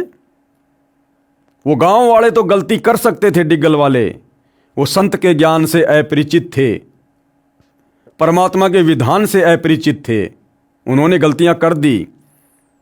लेकिन सतगुरु रामपाल जी के भगत, उनके परिवार के सदस्य, उनके रिश्तेदार, संत रामपाल जी का भाई महेंद्र, उनके दोनों बेटे मनोज और वीरेंद्र, क्या ये भी परमात्मा के विधान से परिचित नहीं थे? 2014 बरवाला कांड के बाद भी इन्होंने भक्तों से मर्यादा तोड़वाना बंद नहीं किया।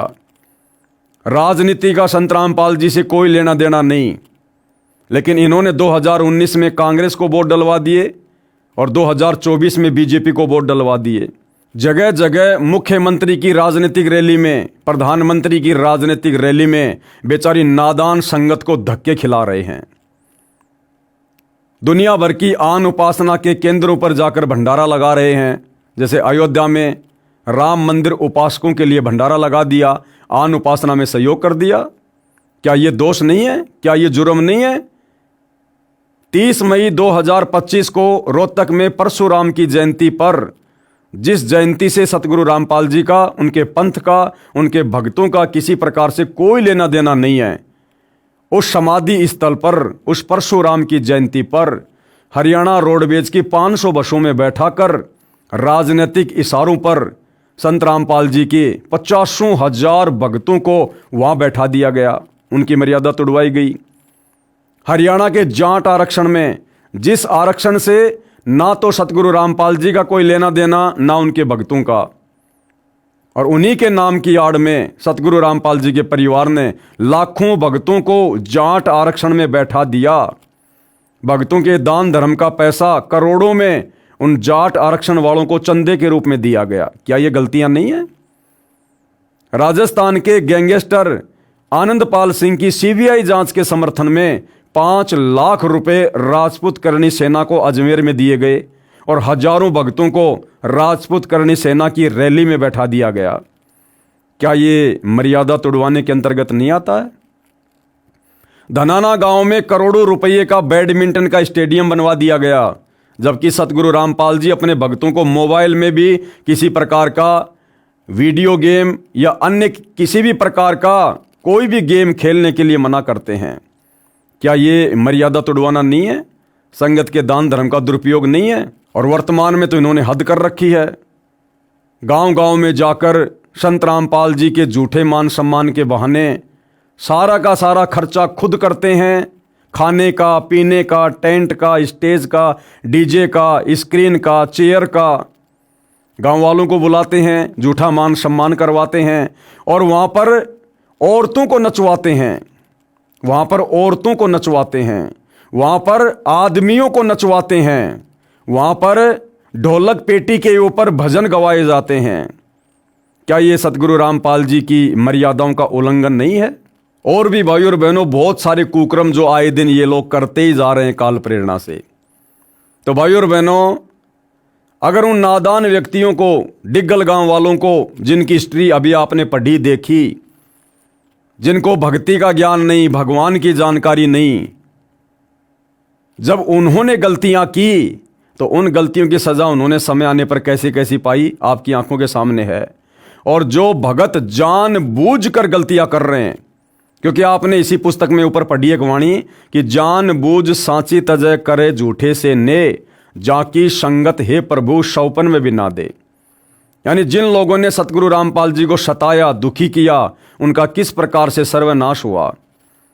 तो सतगुरु रामपाल जी के मार्ग में, उनके पंथ में, उनकी मर्यादाओं के खिलाफ चलकर खुद की मर्यादा तोड़ना, संगत की मर्यादा तोड़वाना, क्या ये संत को दुखी करना नहीं है, संत को सताना नहीं है।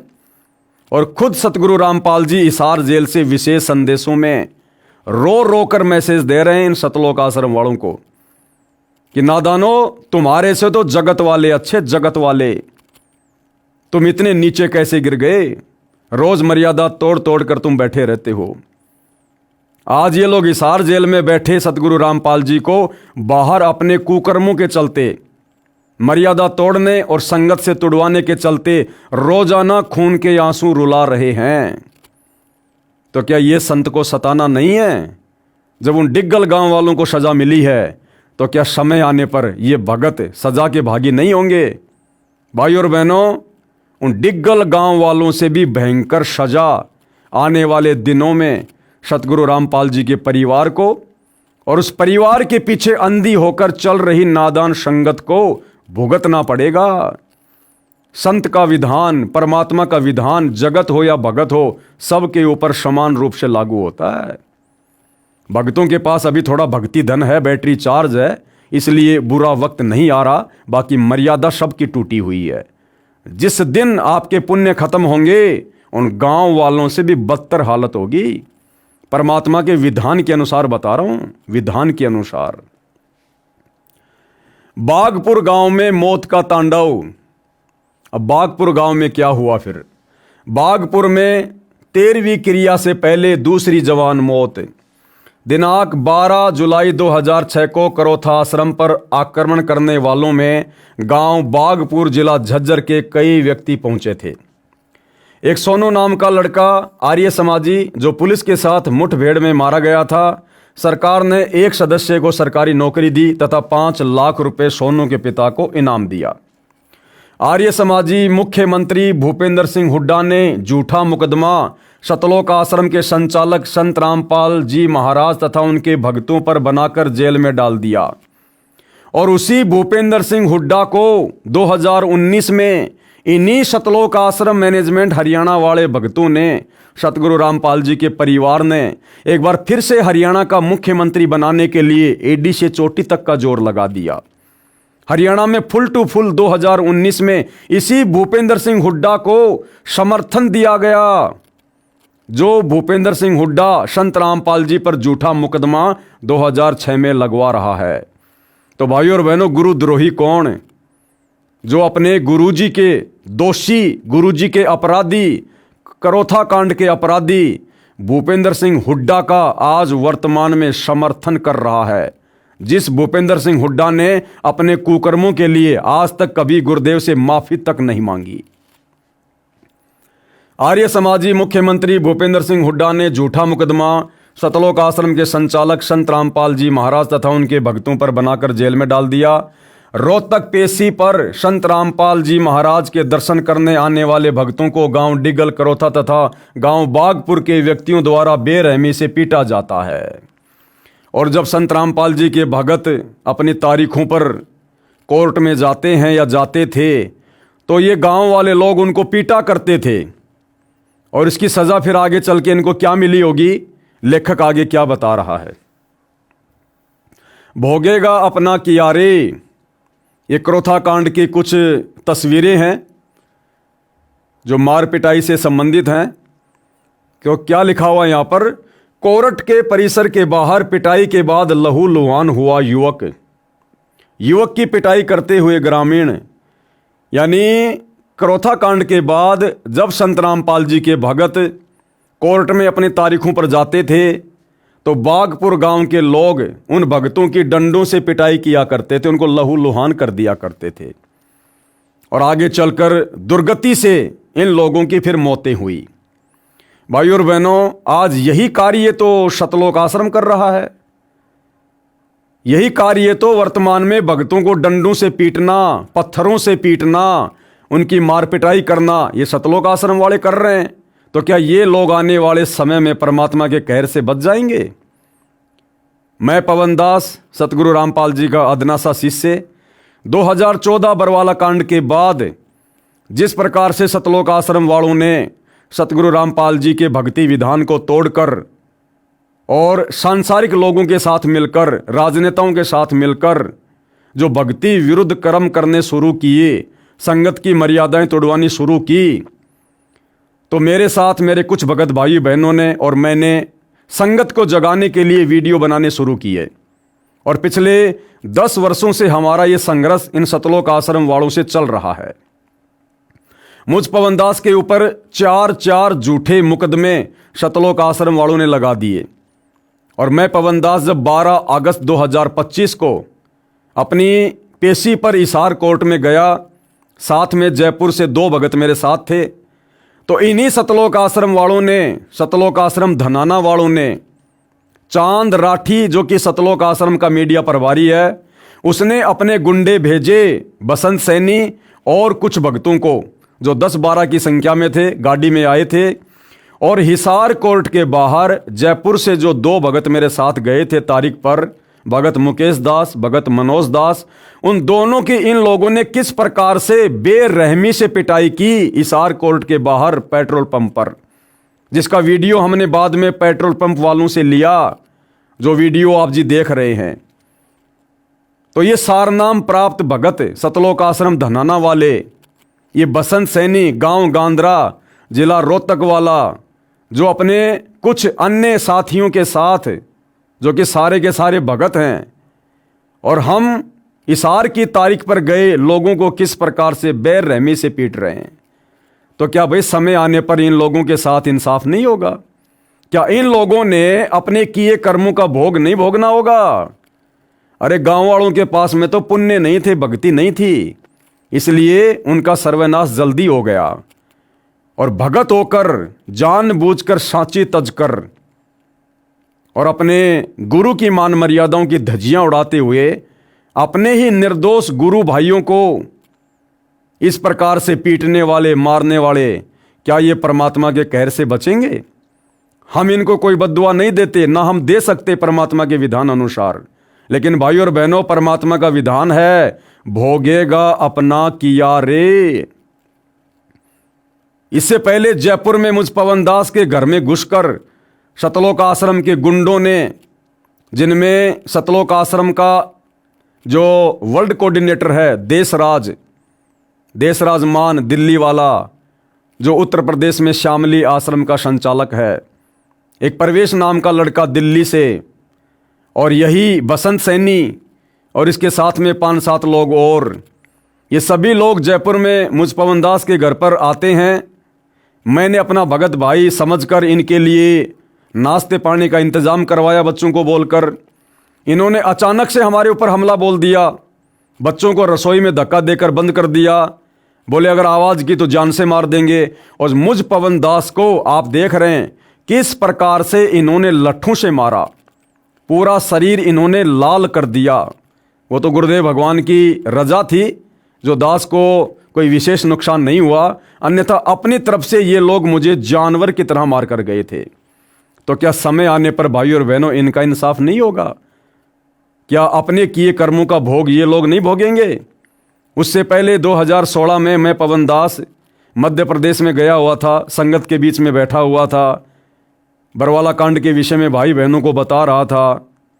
उसी समय मध्य प्रदेश का स्टेट कोऑर्डिनेटर विष्णु साहू अपने 10-12 साथियों के साथ गाड़ी भरकर हथियारों समेत आता है और किस प्रकार से मुझ पवन दास को सारे मिलकर लट्ठों से मार रहे हैं। क्या इससे परमात्मा खुश होता है, प्रसन्न होता है? क्या समय आने पर परमात्मा के भक्ति विधान से परिचित ये भगत भाई अपने किए कर्मों का भोग नहीं भोगेंगे? अवश्य भोगना पड़ेगा, अवश्य। ये परमात्मा का विधान है। परमात्मा के घर देर है, अंधेर नहीं है। तो किस प्रकार से जो भगत भाई थे, जो क्रोथा कांड के बाद रोहतक में कोर्ट में तारीखों पर जाया करते थे और आसपास के गांव वाले किस प्रकार से उनकी पिटाई किया करते थे, आज ये सतलोक आश्रम वाले पुस्तकें बना बना के दिखा रहे हैं। क्या आने वाले समय में जो वीडियो तुम सतलोक आश्रम वालों के कुकर्मों के बन चुके हैं, मार पिटाई के बन चुके हैं, झूठे मुकदमों के बन चुके हैं, क्या देश और दुनिया नहीं देखा करेगी? क्या देश और दुनिया तुम्हें नहीं धिक्कारा करेगी? जिस प्रकार से आज भगत भाई इन लोगों को धिक्कार रहे हैं, तो भाई भोगेगा अपना किया रे, कर्म फल भोगना पड़ता है। ये अखबार की न्यूज है। हरिभूमि रोहतक मंगलवार 1 अगस्त 2006। रामपाल के अनुयायियों को धुना, जो तारीख पर जाया करते थे, किस प्रकार से गांव वाले उनकी पिटाई कर रहे हैं, ये देखिएगा। फिर हुई रामपाल के समर्थक की धुनाई। इस पाप कर्म का फल इन गांव वालों को मिला जो इस प्रकार है। लेखक कह रहा है कि संत रामपाल जी के भक्तों को मारने का, पीटने का जो फल है, आगे चलकर उन बागपुर गांव वालों को भी भुगतना पड़ा, जो इस प्रकार है। दिनांक 4/11/2010 के दैनिक भास्कर समाचार पत्र में छपा कि गांव बागपुर में 1 वर्ष में 100 से ज्यादा जवान मौत हो चुकी हैं। किसी साधु संत तथा झाड़ फूक वाले के बताए अनुसार 7 दिन की भी 13वीं करके देख ली, फिर भी 7 दिन के अंदर अन्य युवक की मौत हो गई। पाप बढ़ जाने के कारण सर्व जंतर मंत्र असफल हो जाते हैं। तो भाई गांव वालों के पास में तो भक्ति नहीं थी, वो संत रामपाल जी के भगत नहीं थे, जिस कारण से उनके पाप कर्म जल्दी उजागर हो गए और उनका सर्वनाश हो गया। सतलोक आश्रम से जुड़े भक्तों के पास जो अपने ही गुरु भाई बहनों को लठों से मारते हैं, डंडों से मारते हैं, लात घूंसों से मारते हैं, हम सत्सेवकों पर झूठे मुकदमे लगाते हैं, हमें परेशान करते हैं। भाई तुम्हारे पास अभी थोड़ी भक्ति शेष है, क्योंकि तुम काफी समय से भक्ति कर रहे हो, लेकिन वर्तमान में मर्यादा किसी की नहीं है, सारे के सारे पंचर हो। और संत के भक्तों के साथ पंगा, यानी भक्ति का जल्दी सर्वनाश होना, बड़ा पंचर लगना, आने वाले समय में क्या होगा? हम तो यही प्रार्थना करेंगे कि परमात्मा तुम्हें सद्बुद्धि दे और आप सतलोक आश्रम वाले नाक रगड़ रगड़ के सतगुरु रामपाल जी से 2014 बरवाला कांड और उसके बाद से लेकर वर्तमान समय तक जो कुकर्म कर रहे हो, सारी संगत की मर्यादा तुड़वा चुके हो, माफी मांग लो, अन्यथा भाई और बहनों दुर्गति ज्यादा दूर नहीं है। बागपुर गांव में मौत का तांडव।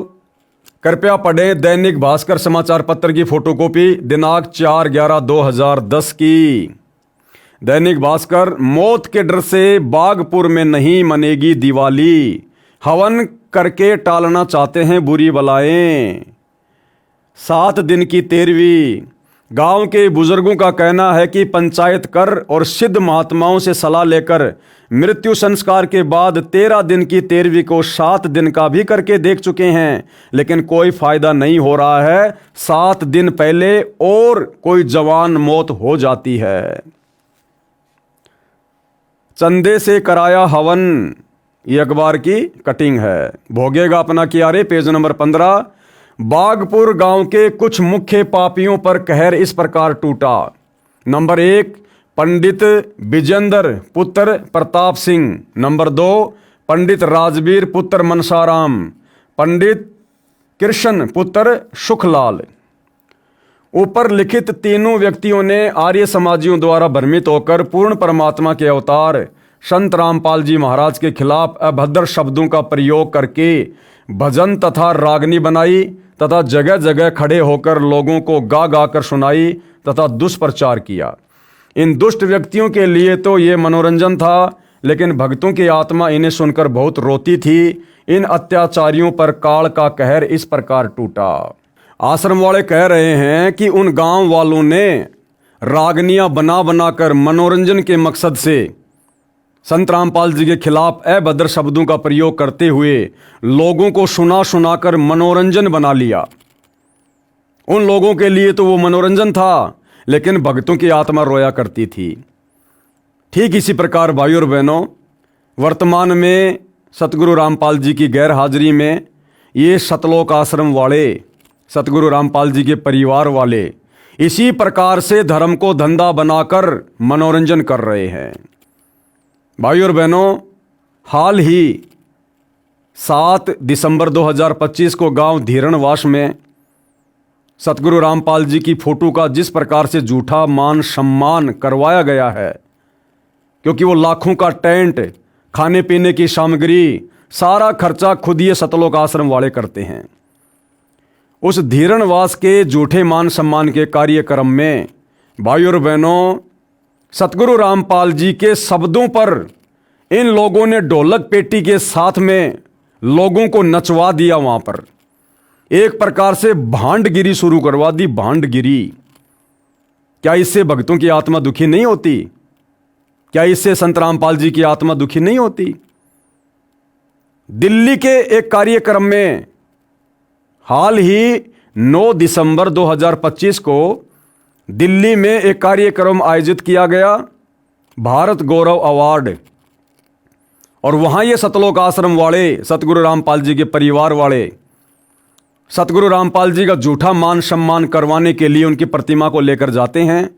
और उस कार्यक्रम में सतगुरु रामपाल जी के परिवार वाले सबसे आगे बैठे हैं और वहां पर लड़कियां डांस कर रही हैं, औरतें नाच रही हैं। क्या सतगुरु रामपाल जी के मार्ग में भक्तों को इस प्रकार से अपनी ही बहनों को समाज के सामने नाचता हुआ देखकर अच्छा लग रहा होगा? क्या ये भांडगिरी नहीं है? क्या ये भड़वागिरी नहीं है? क्या भक्तों को शर्म नहीं आई जरा भी? पूरे विश्व के प्राणी हमारे भाई बहन हैं और हमारी बहनें दुनिया का मनोरंजन करने के लिए उस कार्यक्रम में नाच रही हैं और ये सतलोक आश्रम वाले बैठे बैठे आनंद मना रहे हैं, मनोरंजन के रूप में ले रहे हैं। क्या ये भांडगिरी नहीं है? क्या इससे हम भक्तों की आत्मा नहीं रोएगी? क्या सतगुरु रामपाल जी खुश होंगे इस भांडगिरी के प्रोग्राम को देखकर? तो जिस प्रकार से वो गांव वाले रागनियां बना बना कर और लोगों का मनोरंजन किया करते थे, संतों के खिलाफ अभद्र शब्दों का प्रयोग करके, ठीक उसी प्रकार आज आप सतलोक आश्रम वाले संत रामपाल जी की गैर हाजिरी में काल प्रेरणा से उनके मार्ग को धार्मिक धंधा बनाकर जो गंदगी फैला रहे हैं, लड़कियों को नचा रहे हैं कार्यक्रमों में, लड़कों को नचा रहे हैं। संत रामपाल जी का एक शब्द है, जय बोलो बंदी छोड़ की, तो मिलकर संगत सारी जय बोलो बंदी छोड़ की। ये गाना जगत वाले लोगों से गवाया जा रहा ढोलक पेटी पर म्यूजिक के साथ में। क्या इससे भगत बड़े प्रसन्न होंगे? हाँ, वो भगत प्रसन्न हो सकते हैं जो काल प्रेरित हैं, जो सतगुरु रामपाल जी के भक्ति विधान से अपरिचित हैं। लेकिन अगर पूछा जाए उन भक्तों से जो सतगुरु रामपाल जी की सत भक्ति कर रहे हैं, मर्यादा में रहकर, इस मार्ग को समझकर, ज्ञान को आधार बनाकर, क्या उनकी आत्मा दुखी नहीं हुई? क्या हिसार जेल में बैठे अंतर्यामी सतगुरु रामपाल जी की आत्मा दुखी नहीं हुई? तो क्या आने वाले समय में कर्मों की सजा आप सतलोक आश्रम वालों को नहीं भोगनी पड़ेगी? अरे तुमने भी तो वही सारे कुकर्म कर दिए जो कुकर्म उस समय उन नादान गांव वालों ने किए। जब उन्होंने समय आने पर सजा पाई तो तुम्हारी सजा परमात्मा कैसे टाल देगा भाई? परमात्मा तो निष्पक्ष होकर सबके कर्मों का भोग देता है।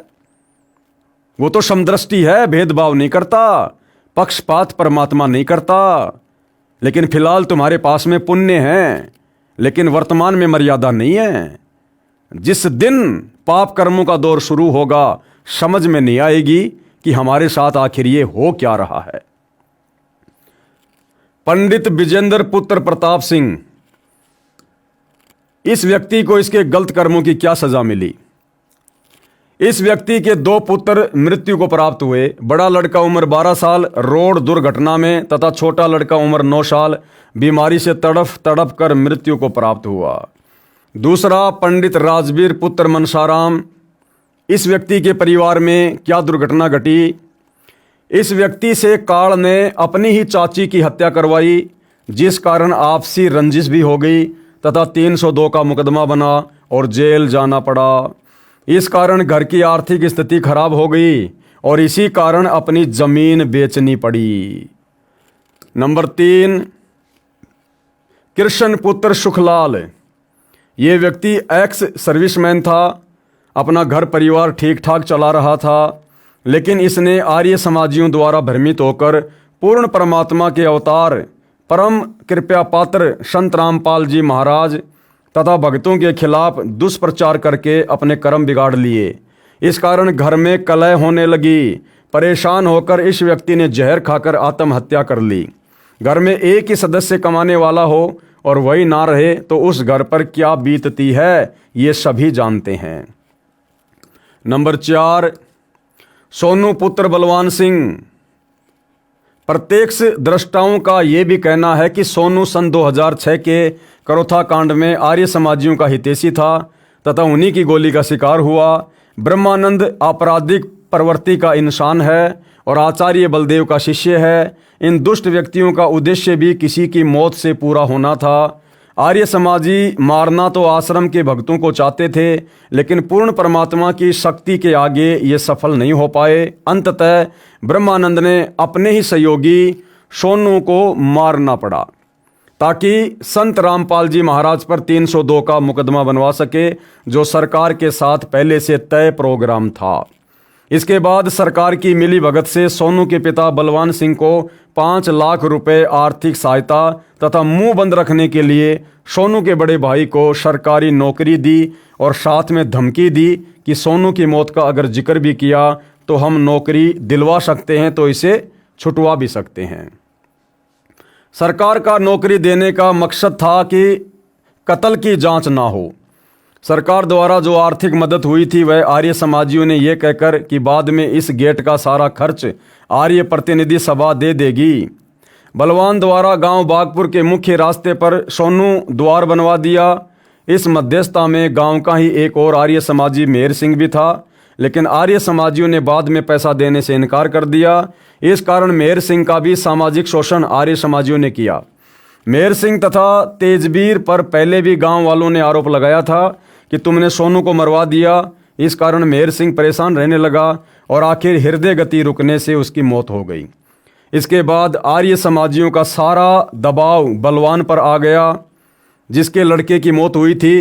5 लाख रुपए मिले थे, कुछ पैसा गेट निर्माण पर लग गया।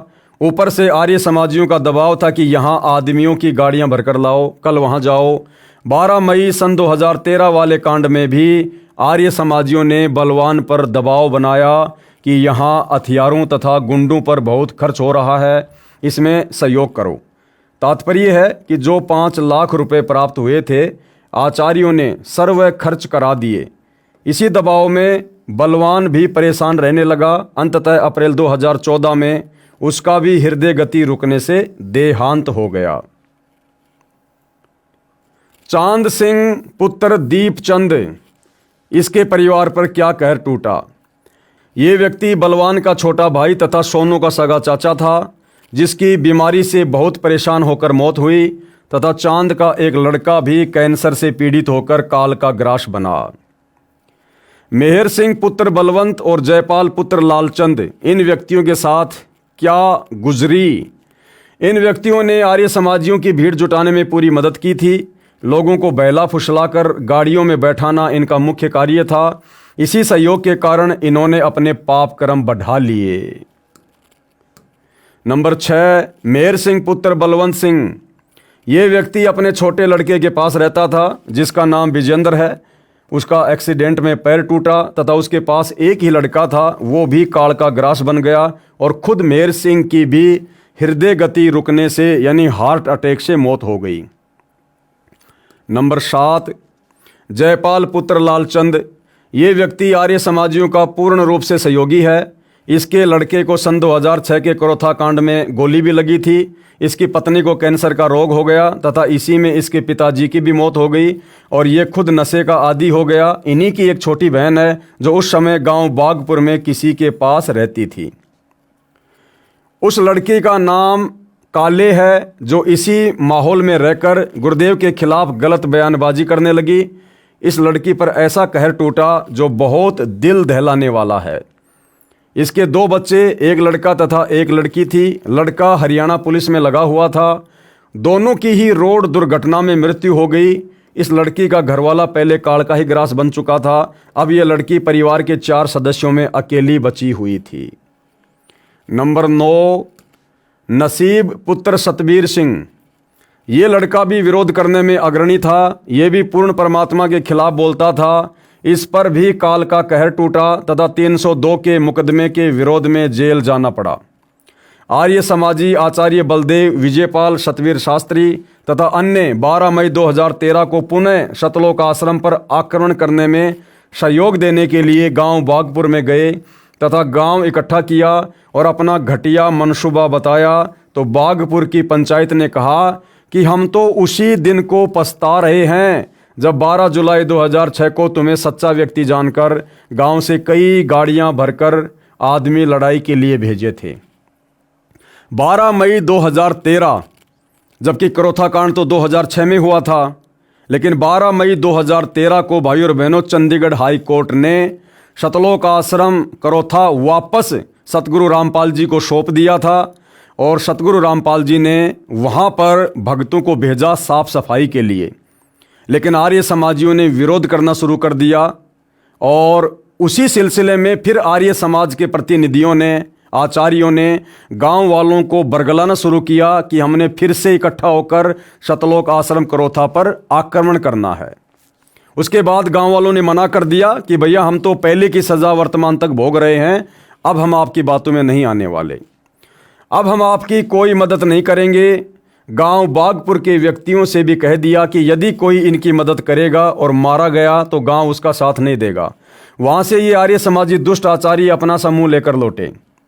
इसी गांव बागपुर में हो रहे कहर का सर्वे हाल लिखें तो एक अलग से पुस्तक बन जाए, इसलिए बुद्धिमान व्यक्ति को संकेत ही पर्याप्त होता है। तो भाई और बहनों, 2006 का करोथा कांड और उस करोथा कांड में संत को सताने में और संत के भक्तों को सताने में जिस प्रकार से लोगों ने अपनी अपनी भूमिका निभाई और आगे चलकर किस प्रकार से अपने कर्मों का फल भोगा, ये आप भाई बहनों से बिल्कुल भी छुपा हुआ नहीं है। इस पुस्तक के माध्यम से धीरे धीरे सार्वजनिक हो रहा है। ठीक इसी प्रकार भाई और बहनों, परमात्मा का विधान सर्व के ऊपर अटल है और सतलोक आश्रम मैनेजमेंट हरियाणा ने खुद सतगुरु रामपाल जी के परिवार ने, जो सन 2014 बरवाला कांड का मुख्य दोषी है, अन्यथा ये लोग बताते क्यों नहीं कि बरवाला कांड 2014 का दोषी कौन है। इन्होंने खुद ही मनमाने कार्य करके, परमात्मा के विधान को तोड़ के, अहंकार में चूर होकर राष्ट्रीय समाज सेवा समिति जैसा संगठन बनाकर संत रामपाल जी के बोले वाले भक्तों को काले कपड़े पहनाकर, कमांडो बनाकर, उनके हाथों में हथियार देकर, लठ देकर, पत्थर देकर, पेट्रोल बम देकर प्रशासन के सामने खड़ा कर दिया मरने और मारने के लिए। और झूठा आदेश बता दिया संत रामपाल जी का कि गुरुजी चंडीगढ़ की तारीख पर नहीं जाना चाहते हैं, इसलिए हमने किसी भी हाल में पुलिस को आश्रम के अंदर आने से रोकना है, और यदि आज किसी भगत की मौत हो गई तो वो सीधा सतलोक जाएगा। यहाँ तक झूठ इन आश्रम वालों ने फैलाया और किस किस प्रकार के झूठे बयान बरवाला कांड के समय सतलोक आश्रम के मीडिया प्रभारी लोगों के द्वारा दिए गए। यदि आपको दास वो सारे बयान सुनाने लगे तो भाई और बहनों 1 घंटा बीत जाएगा। 1 घंटा कैसे बेहुदे बयान, बिना सिर पैर के इंटरव्यू इन लोगों ने बरवाला कांड के समय दिया।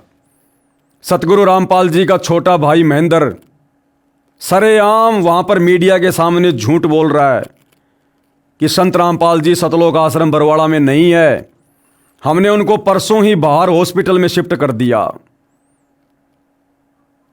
क्या आवश्यकता थी इतना बड़ा झूठ बोलने की, जबकि 2 दिन बाद दुनिया ने देखा कि संत रामपाल जी उसी सतलोक आश्रम से अरेस्ट हुए हैं। हमारे साथ संत रामपाल जी के भाई महेंद्र दास भी मौजूद हैं। इनसे जानेंगे, महेंद्र दास जी, अचानक से हालात काफी बिगड़ते नजर आ रहे हैं, तो ऐसे तो काफी नुकसान होने की आशंका है। ऐसा हम तो शांतिपूर्ण तरीके से बैठे हैं, अपने आश्रम के अंदर हैं और ये बल प्रयोग करना चाहते हैं, हमें नाजायज तंग कर रहे हैं। लेकिन आश्रम के लोग भी जैसे टकराव की स्थिति में नजर आ रहे हैं, तो क्या कोई बीच का रास्ता नहीं निकल सकता? बीच का तो यही है कि माननीय न्यायाधीश को चाहिए कि अपने पर विचार करे। हमको डकैत नहीं है, इतना बड़ा ये केस नहीं है, एक कोर्ट की अवमानना केस उन्होंने खुद बनाया और खुद सुन रहे हैं, इसमें न्याय की उम्मीद है। लेकिन जिस तरह से पुलिस कह रही है यहाँ तो गिरफ्तारी करनी पड़ेगी क्योंकि हाई कोर्ट के आदेश हैं, तो क्या संत रामपाल आत्मसमर्पण कर सकते हैं? अब वो यहाँ है ही नहीं, वो तो स्वास्थ्य इलाज करवा रहे हैं, बाहर गए हैं, उनको बाहर शिफ्ट कर दिया हमने परसों। लेकिन क्या वो आत्मसमर्पण करने के लिए तैयार हो जाएंगे? अगर हमारी हाई कोर्ट में बेल कैंसिल करते हैं तो नहीं होंगे, तो नाजायज बेल कैंसिल करने जा रहे हैं, और उस पर सुनवाई है। अब उस केस का इस अवमानना से क्या लिंक था? ये अवमानना बनाई इसीलिए गई थी कि उस बेल कैंसिल करके अंदर ठोक दें। एक सबसे बड़ा सवाल यही है कि आपका कहना है कि संत रामपाल आश्रम के अंदर मौजूद नहीं है। अगर संत रामपाल आश्रम के अंदर मौजूद नहीं है तो क्यों फिर पुलिस को रोका जा रहा है? पुलिस अगर जाकर के चेक करती है संत रामपाल नहीं होंगे तो पुलिस वापस चली जाएगी। क्योंकि यहाँ कल एसडीएम ने और डीसी ने बताया, एसडीएम आदेश पड़ रहा था कि हमने इसको सील कर लिया है, नाजायज तरीके से सील करने के आदेश दिए, अपने आश्रम को नहीं छोड़े, आश्रम की सुरक्षा के लिए बैठे हैं अब हम। ठीक है, ओके। तो ये थे महेंद्र दास, संत रामपाल के भाई हैं और जो आश्रम के प्रवक्ता राज कपूर ने हमसे बात की। इनका कहना है कि आश्रम के लोग किसी भी हाल में पीछे नहीं हटेंगे, यानी कि अगर पुलिस आगे जाएगी तो इनका कहना है कि यह लोग अपनी जान तक देने के लिए तैयार हैं, यानी कि सीधा सीधा कह सकते हैं कि टकराव की स्थिति यहाँ पर पैदा हो चुकी है। अब देखना होगा कि ऐसे हालातों में आखिर इस मामले का निपटारा कैसे होगा, कैसे हाईकोर्ट के आदेश का पालन होगा और कैसे हो पाएगी संत रामपाल की गिरफ्तारी। कैमरामैन सुमित क्लियर के साथ नृपिंदर सिंह ब्राड़, एबीपी न्यूज बरवाला, हिसार। सतलोक आश्रम का एक अन्य मीडिया प्रभारी जिसका नाम है राज कपूर उर्फ प्रीतम सिंह, उसने बयान दिया कि आने वाली 17 तारीख तो क्या, उसके बाद भी हम सतगुरु रामपाल जी को किसी भी झूठे मुकदमे में कोर्ट में तारीख पर नहीं जाने देंगे। और अगर सतगुरु रामपाल जी खुद भी तारीख पर जाना चाहेंगे, शब्दों पर ध्यान देना भाई और बहनों, आप बालक नहीं हो। उसने कहा यदि सतगुरु रामपाल जी खुद भी तारीख पर जाना चाहेंगे तो हमारी लाशों के ऊपर से गुजरना पड़ेगा। रामपाल जी महाराज के खिलाफ प्रशासन ने यदि कानून की आड़ लेके, न्यायालय का भय दिखा के यदि कोई उन्हें फंसाने का प्रयास किया, उन्हें गिरफ्तार करने का बीमारी की हालत में प्रयास किया, तो हम अपनी जान देकर उसका विरोध करेंगे। और उसके बावजूद यदि संत रामपाल जी महाराज भी इस हालात में खुद न्यायालय जाना चाहें तो संत रामपाल जी महाराज को भी हमारी 1 लाख लोगों की लाशों के ऊपर से गुजरना पड़ेगा। ये आज हमने निर्णय लिया है सर। इसलिए किसी भी सूरत में 17 तारीख तो क्या, उससे आगे भी हम संत रामपाल जी महाराज को किसी भी झूठे मुकदमे में न्यायालय में उपस्थित नहीं होने देंगे जब तक हम जिंदा हैं। 1 लाख लोग, ये 25 लाख भारत के अन्य हिस्सों में रहते हैं, वो सब के सब मरना पसंद करेंगे अन्याय को सहन करने के बजाय। तो ये गुरु भगत हैं या गुरु द्रोही हैं? और इन्होंने ऐसा किया भाई और बहनों, बेचारे निर्दोष भक्तों को पुलिस के हाथों मरवा दिया। और उन हत्याओं का मुकदमा किसके सिर लगा? सतगुरु रामपाल जी के। आज पिछले 10 वर्षों से हिसार जेल में सजा कौन काट रहे हैं? सतगुरु रामपाल जी। और ये सारे के सारे नालायक व्यक्ति अपनी अपनी जमानत करवाकर आज उसी परम संत के नाम पर बोली भाली संगत की भक्ति विरुद्ध कार्य कर करके मर्यादा तोड़वा रहे हैं। तो भाई और बहनों, समय आने पर इन लोगों के साथ में क्या होगा ये भी छुपा हुआ नहीं है। आने वाले समय में लोगों को पुस्तकें लिखने पड़ेंगी, पुस्तकें, कि किन किन नालायक भक्तों ने, सतगुरु रामपाल जी के परिवार ने, उनके रिश्तेदारों ने, भाई बंधुओं ने संत जी के जेल में रहते सहते बाहर जो भक्ति विरुद्ध कर्म करके संगत की मर्यादा तुड़वाई, काल की गोद में बैठाया, आगे चलकर उन लोगों को क्या क्या कष्टों का सामना करना पड़ा, कैसी कैसी यातनाएं भोगनी पड़ी। आने वाली पीढ़ियां भी सावधान रहेंगी, सावधान, कि परमात्मा ऐसी गलती हम नादानों से कभी भूलकर ना हो जाए जो गलतियां इस काल ने आपके कलयुगी परिवार से करवा दी, इन बड़े बड़े भक्तों से करवा दी। तो भाई और बहनों, इतिहास बनेगा, इतिहास।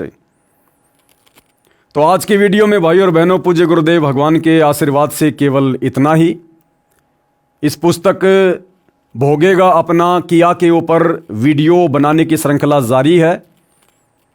कल हम फिर से इस पुस्तक पर वीडियो बनाएंगे, आप जियों के समक्ष आएंगे और बहुत सारी सच्चाई और बहुत सारी शिक्षा इस पुस्तक के माध्यम से हमें जानने और समझने को मिलेगी। और भविष्य में हम भी सतर्क रहेंगे कि जो गलतियां काल प्रेरणा से गुरुदेव के ज्ञान को आधार ना बनाकर गुरु को अपने जैसा मानुष मानकर हमारे ही भगत भाई बहनों ने की, सतलोक आश्रम वालों ने की, ऐसी गलतियां निकट भविष्य में हमसे कभी ना हो जाए तो हम सतर्क भी रहेंगे। और सतर्क रहेंगे तो मर्यादा टूटने से बचेगी, और मर्यादा टूटने से बचेगी तो हमारी भक्ति भी फलेगी और फूलेगी। तो भाई और बहनों, आज की वीडियो में केवल इतना ही। गुरुदेव भगवान हम सभी को आशीर्वाद दें, सद्बुद्धि दें और हमें सत भक्ति मार्ग पर मर्यादाओं के साथ आगे बढ़ने की प्रेरणा करें। बंदी छोड़ सतगुरु रामपाल जी भगवान की जय हो।